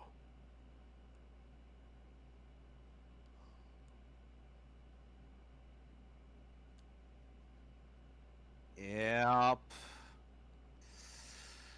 Yep. Oh, well. Oh, God. I think death might be too good for you. Your punishment must be more severe.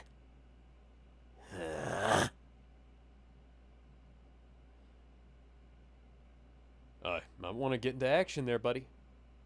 Oh, just wait. before he starts Just- getting into action with your girl. Just wait. You'll see what I mean. Just you wait. Just you wait.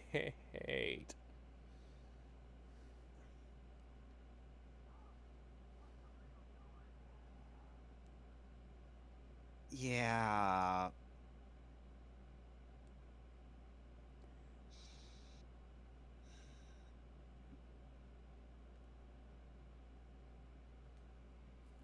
Oh, and you know that brand that's on Costco right now? Yeah. That thing earns you. That thing hurts like a motherfucker. And the closer you are to a demon, and the more that thing bleeds and hurts you. Griffith is right now a god hand. So that thing is hurting her while he is doing this to her. Ow. Sounds like he just dislocated her hips. Entirely possible. Like, this is straight up sexual sadism. And he's giving Guts this emotionless stare as he's doing this to her. Stab at the fleshy bits.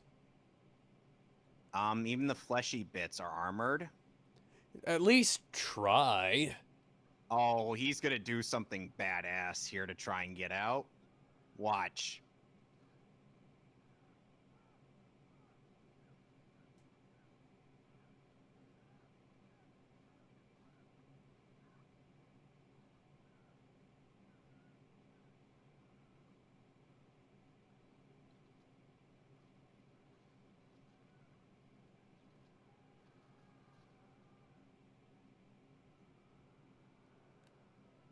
Groovy.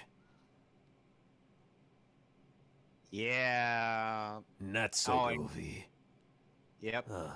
Griffith could just stop him with a thought. Why is she censoring herself now? She just feels like it. I think it might just be the cameraman doesn't want to draw that.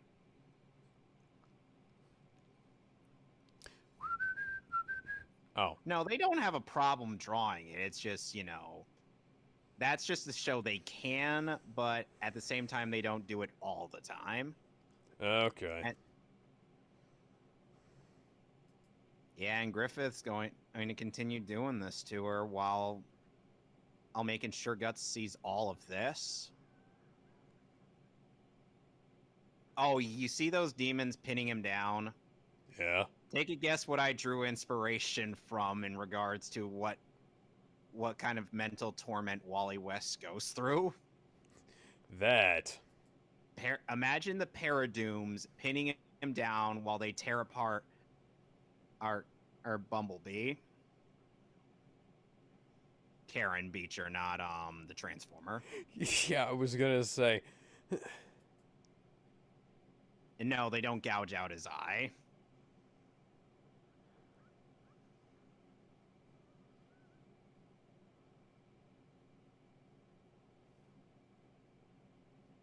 So, yeah.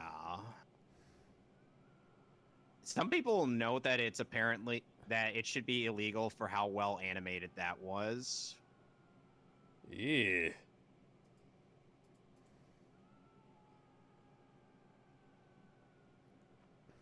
Okay, it's time to go Super Saiyan. Nope. Skull Knight to the rescue. Oh, hi, Link. You maybe could have come by about 10 minutes earlier. Well, consider the opponent he was just fighting. Yeah.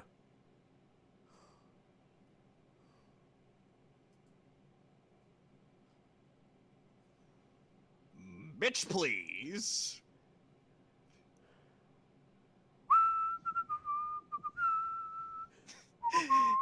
Mosh pits.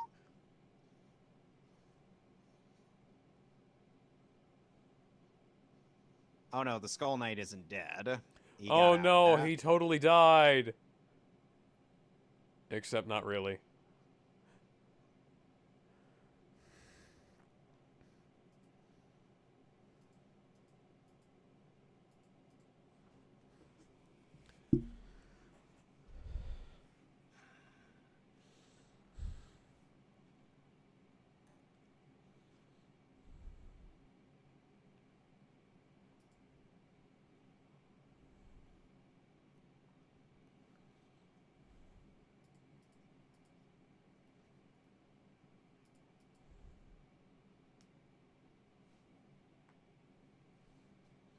indeed.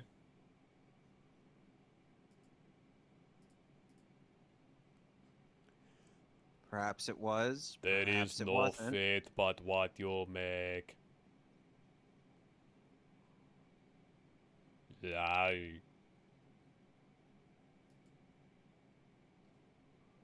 There was a parody video by Douchebag Chocolate on this scene, and Guts basically it gets mad at the Skull Knight, who after fighting Zod goes to Mickey D's from the 12th dimension, and Guts says that Casca was raped, and he's like, women, people like her or just say that all the time. I'm on their feminist blog. About how they were violated. Oh, she is leaking onto my horse. Like, go look that up if you ever get the time. Anyway, we get this dream sequence. Alex, Yeah, I'm still here. just wanted to make sure I didn't lose you again. Technically, I lost you. How strange. I'm usually so good at finding things, too.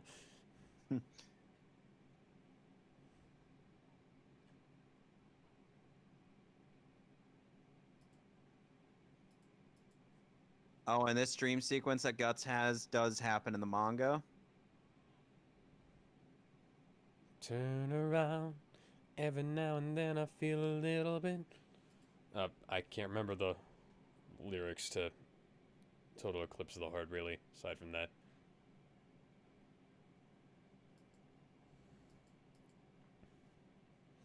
Once upon a time I was falling in love, and now I'm only falling apart.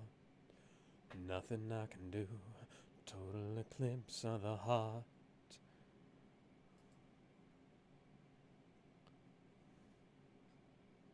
Now imagine somebody had a gun in that scenario and just shot Griffith in the head. Griffith would stop the bullet. No, before he got transformed. Okay, then he would be dead. Yeah, thank you, Alphonse. Aye, Rickert. Too bad Edward died. So it's like the opposite of what it was.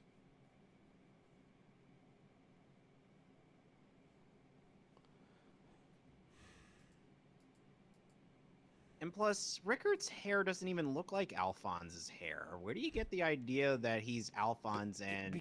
Because he has blonde hair. Alphonse and has there's somebody... Alphonse has messier hair. But it's a...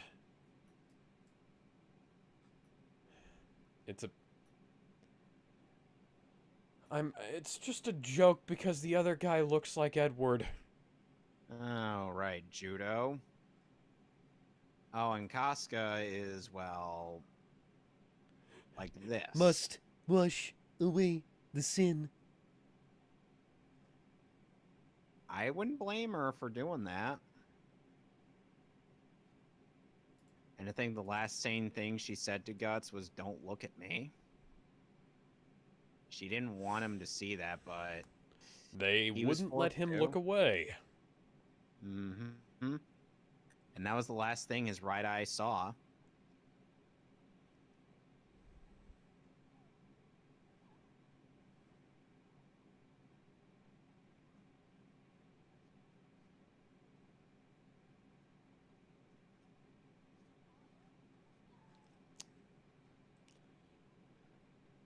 Survived.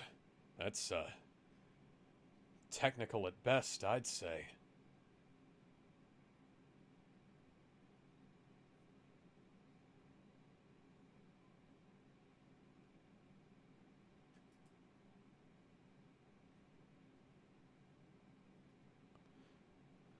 She's reverted into a somewhat infantile state.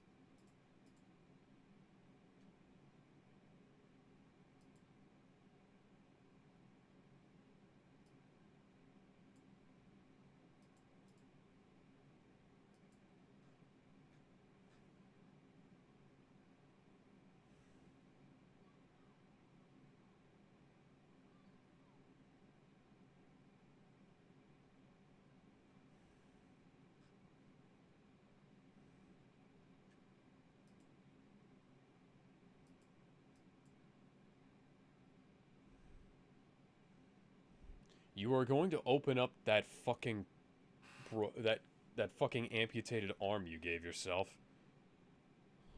Do you think he cares? I guess not.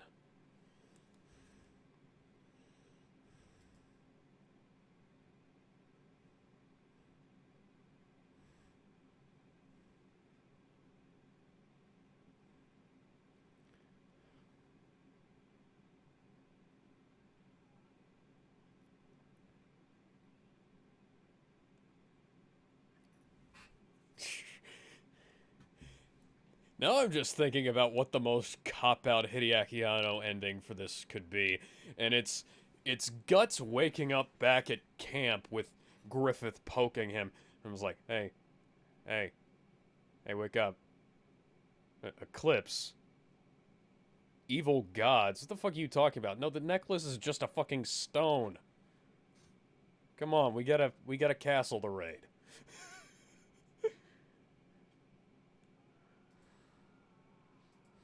It's like just, and then just go dun dun That dun is dun the dun most dun anguished dun scream that I've heard Mark Drayson give.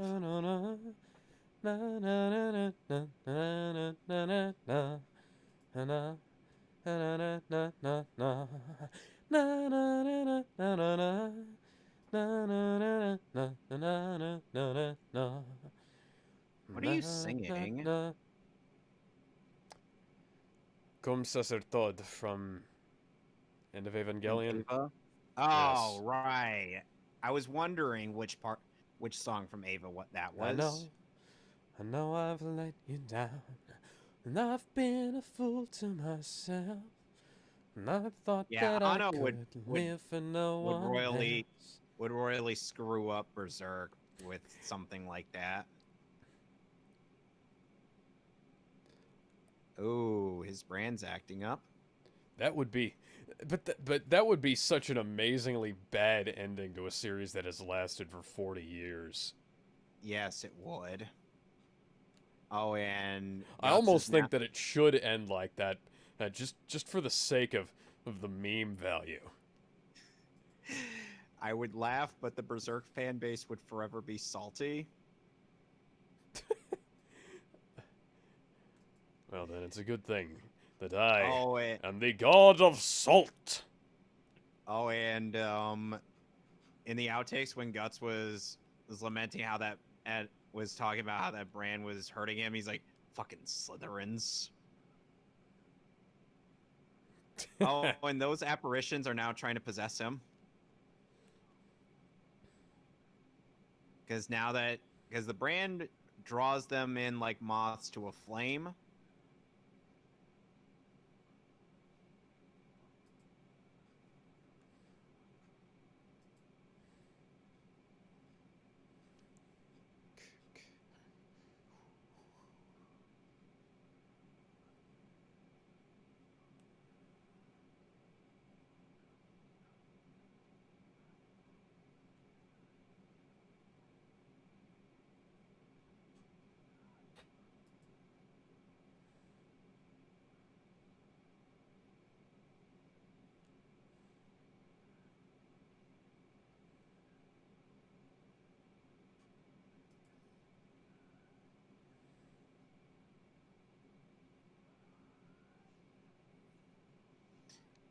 And Guts, like the absolute unit that he is gonna fight these guys with a sword. Oh, dude, I'm so totally high right now. I went out to go fight. I went out to go fight ghosts in a field, man. Oh god. I stole Skeletor's sword. It was lit, bro.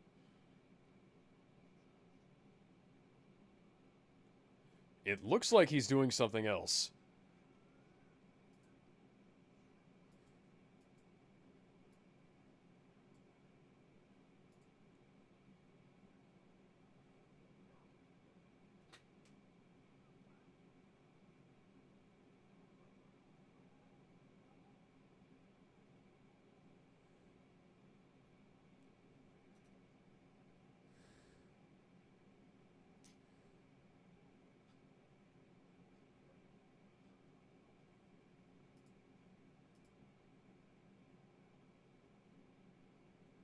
So guess what most of Guts' nights are gonna be like?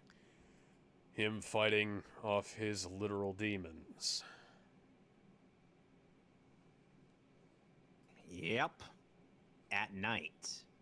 Every single night. Those things will come after. Demons will come after him. And he has to fight them off.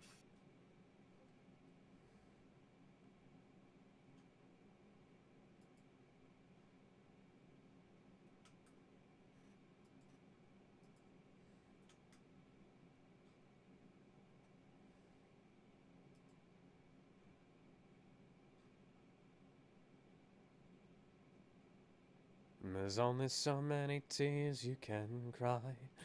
There's only so many ways that you can say goodbye. There's only so many tears you can cry. There's only so many ways that you can say goodbye.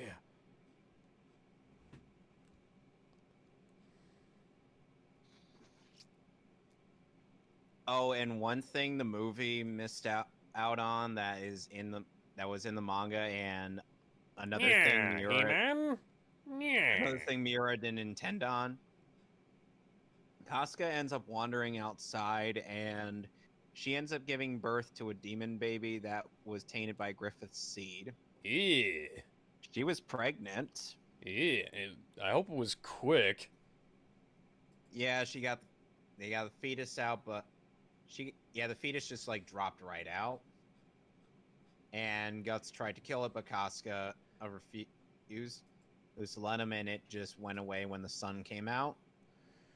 I was gonna say, that's a fairly good candidate for post-birth abortion there. I mean, granted, it probably, like, that's kind of... But like I said, is something that Miura was just like, he wasn't planning on it, it just happened. And does it ever become important later? In the manga, yes. So I'm gonna probably link you to where you could read the rest of the manga online. But if you want to like support the series, I would recommend getting like the hardcovers that have been coming out. Really good. Okay, well that's the ending. Yep. Oh, and there's a post-credit scene. They're 3-in-1 and so far they've released 5. So basically volumes 1 through 15 are now on hardcover editions. They are so good. Okay, good to know. I have a question. Why did the movie end here? Because it's meant to set up for... It was originally meant to set up for... Because Studio 4 Degree C wanted to do more Berserk stuff after the Golden Age arc. They wanted to do like a series of movies adapting like Black Swordsman and the Lost Children arc, Tower of Conviction, and etc. They were going to try to adapt it in such a way that it would cover all the series but in a movie formula. There's just one problem. It didn't end up being successful. And we got the worst animated series of all time, aside from maybe the Sabrina 3D animated series. Yeah, I wouldn't say Berserk 2016, 2017 is the worst. There are still definitely worse out there. Okay. So, overall, how would you rate this movie? Fuck, I don't know. I mean, it's impressive and shocking, but that seems to be all this film really is. Also, this is Sabrina's Secrets of a Teenage Witch. Hold on a sec, Better or worse? Let's see.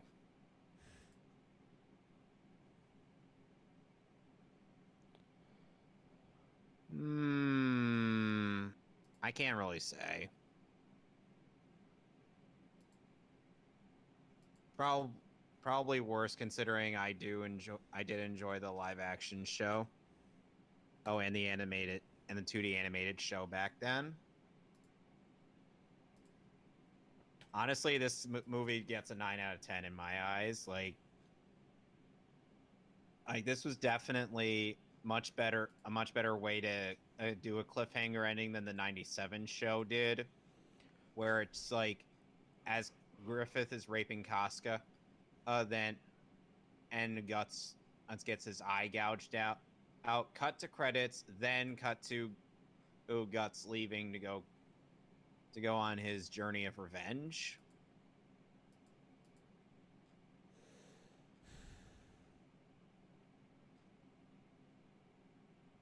So, oh yeah. This at least gives us more of a proper establishment and how Guts survived and whatnot. And remember that little fairy that we just saw? Yeah. He's gonna be Guts's first companion in the series, in the manga. Okay. Basically, he's supposed to be the comic relief of Guts's journey. Whether or not he succeeds in making you laugh, that's entirely up to you.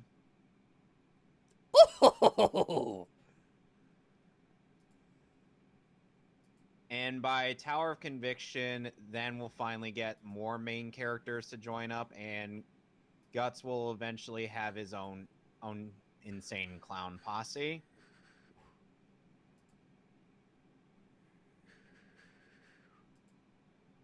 So it's not just going to be the Guts show throughout the entirety of the manga. Because, that would be boring. You know what I mean? Yeah. So, for next pick, what is your pick? Highlander 3, the And for final my next- dimension. And for my next pick, Superman versus the Elite. But for now, here's our post-credits scene. Come on.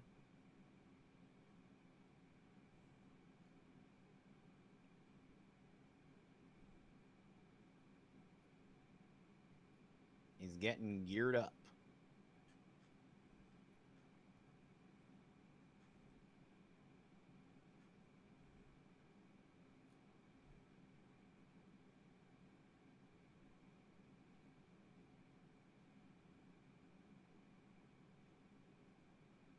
And there's his big fucking sword. The Dragon Slayer. I'm the Black Swordsman. No, you're fucking not. Yeah, Kirito is nothing like Guts.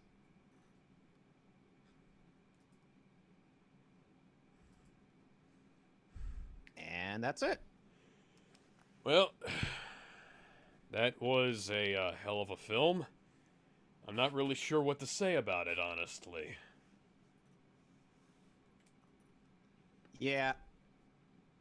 Yeah, newcomers would often not have much to say about that particular bit, but it does get you somewhat invested in the manga and wanting to know the rest of Guts' story, since obviously it doesn't end there.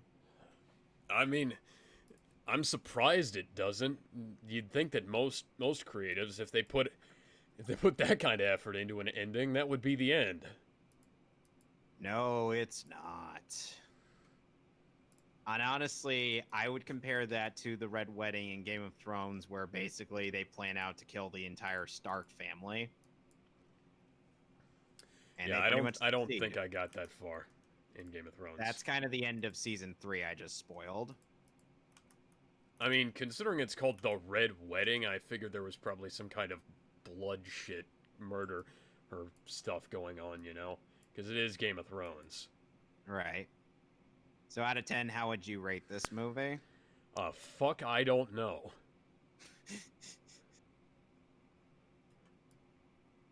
Okay, what did you like about it? What didn't you like about it? I like how... I don't like that it skipped a year. I do like that they basically brought Griffith low from his arrogance and gave him basically ultimate reasoning to transform into this loathsome creature, Yeah. That's probably one of the best quote unquote hero to villain transformations. I guess it'd be like face heel turns in Kind of why I consider Griffith fiction. to be one of my favorite anime villain, one of my favorite anime villains of all time. Like he just like you would not think that he would take up such an offer, or you, but this just shows that and not everyone is as determined as someone like Guts when they've lost pretty much everything. At some point they are gonna hit the fuck it button. They're gonna push the Whopper button.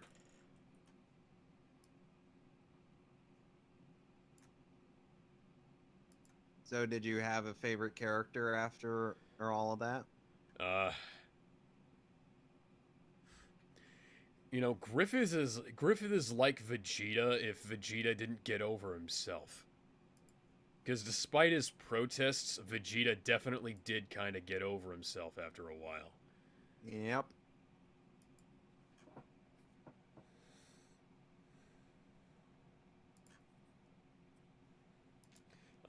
No, Okay.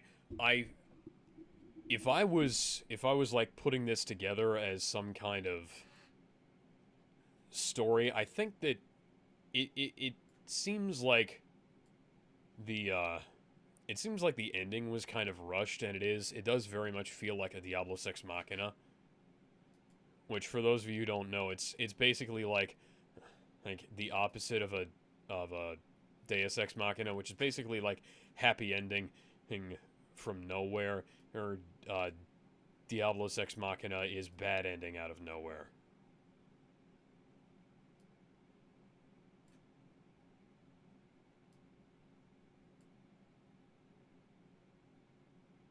yeah, but it's like it feels like it's gonna end badly in some way, but you wouldn't expect how it ends badly. If And that makes any sense to you. I suppose. And to be fair, there was some buildup with the fact that we saw all those brands and whatnot, and we've had Nosferatu Zod lingering about. Kneel before Zod. And the thing is, they wanted Miura for the original '97 anime didn't want on too much build up to the eclipse, and so that it would actually be more of a surprise to people who have watched the anime and not read the manga. So essentially, it's like like the twist would just like pull the rug from under your feet. See, I would almost.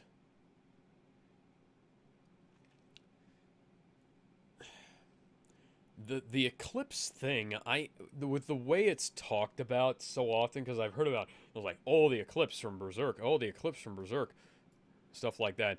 With the way it's talked about, I almost expected it to be like something bigger. But the thing is, it's more of the impact that it had rather than the event itself. The event itself is relatively simple, but when you think of how it impacts the narrative, then that's when it essentially becomes this big thing. Yeah. It does have a lot of narrative impact, I'll give it that. And it's just that, like, I don't know. It is kind of funny that we went from Rescue Heroes the movie to this. Oh yeah. I hope none of the children in the audience be fucking real, guys. No kids are watching this. No. No kids these days know what Rescue Heroes the movie is, or we're going to be listening to this. Nowadays, kids would probably not be able to tell time from looking at a clock because the teachers are too busy removing the clocks. Yeah, like they probably would have tuned out the first time I started swearing at the goddamn fucking graphics in that movie. I wonder how many people would wonder why did I change my profile on Discord from Domon to Beast Boy.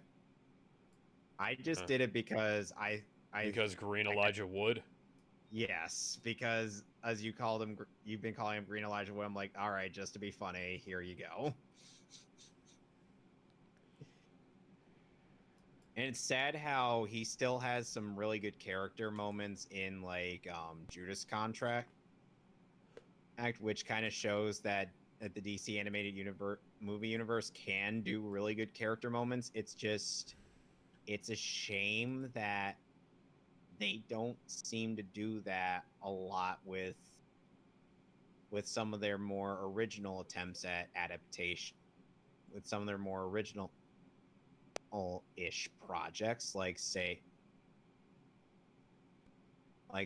Justice League Dark and Apocalypse War and whatnot. It's like those felt like they were original attempts at telling a story, but They were garbage. yes, Justice League Dark was basically just an excuse to have an R-rated movie in an animated movie universe, which we'll get to when we get to doing those movies. And also an be excuse to have prepared. Constantine in there. Not that I mind Constant- that. Constantine's okay. He's not a bad thing. Well, it's like I said, not that No, I the thing- mind that. Though Not that the there's thing anything is- wrong with that. Well, the thing is, it's not. I don't really take issue with with him as a character, or I take issue with the fact that he just seems to have the ability to just hand wave and solve almost every problem he's involved in that universe. Hmm. Like, I'm sure Constantine isn't that overpowered, but the movies kind of make him out to be very overpowered, to the point where I'm like, is there anything Constantine can't do? Apparently, he can't see through a compulsion spell all given to him at the beginning of the movie, when he and Zatanna were about to get it on. And guess who gave her the idea to do that? Alex? Who? Batman. Because I'm Batman.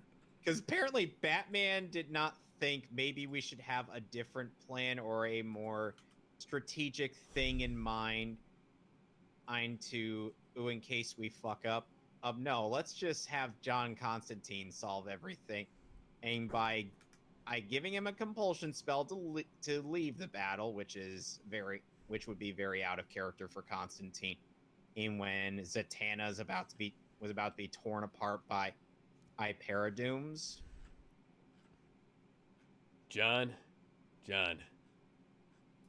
we would appreciate it,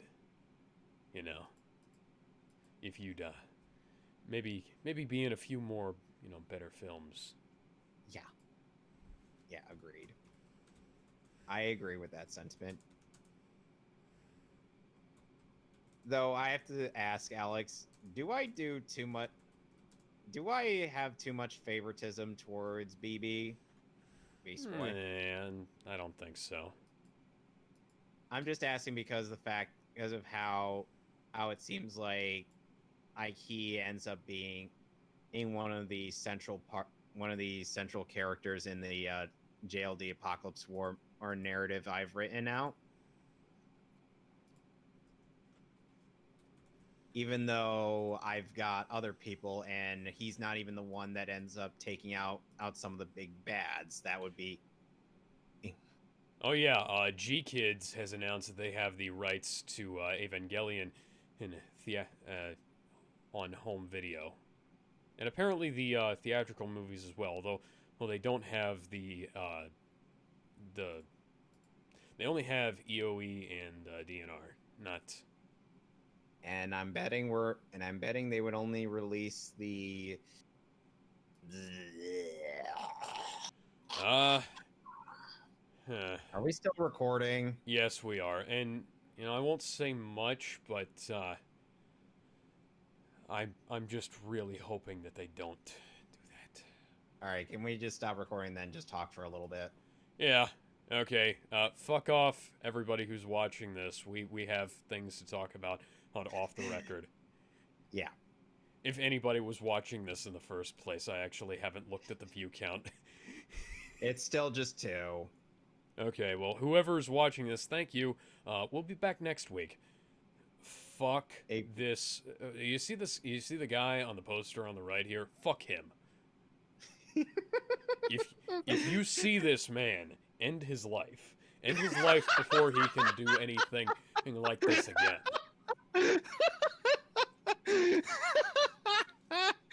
Like time travel baby Hitler, this motherfucker. Oh my god. Why is the S in Berserk written the way I write S's? I write S's like that because my hands are weird. What the hell? Because it's meant to look like it's written in blood. Ah. See, I could come up with an easy explanation that makes perfect sense. See, I actually don't do any of my writing in blood, so I wouldn't know how that works. No, My it's handwriting like, just sucks. right. Anyways, we should have ended this like 2 minutes ago. Bye, everybody. Bye. Bye. Someone liked my comment, hashtag Toss Kaiser in Among Us. There are 4 cardinal rules to TFS Among Us. Would you like to hear them? Toss Kaiser, toss Kaiser, toss Kaiser, and toss Kaiser. Well, besides that, okay. First rule of TFS Among Us, toss Kaiser. Second rule of TFS Among Us, toss Kaiser. Third rule of TFS Among Us, Kieran is the imposter. Fourth rule of TFS Among Us, always believe in Lanny, even when he's bullshitting. Okay, now I'm actually really going to stop it this time. So don't keep talking after I say this. Goodbye, everybody. See you later.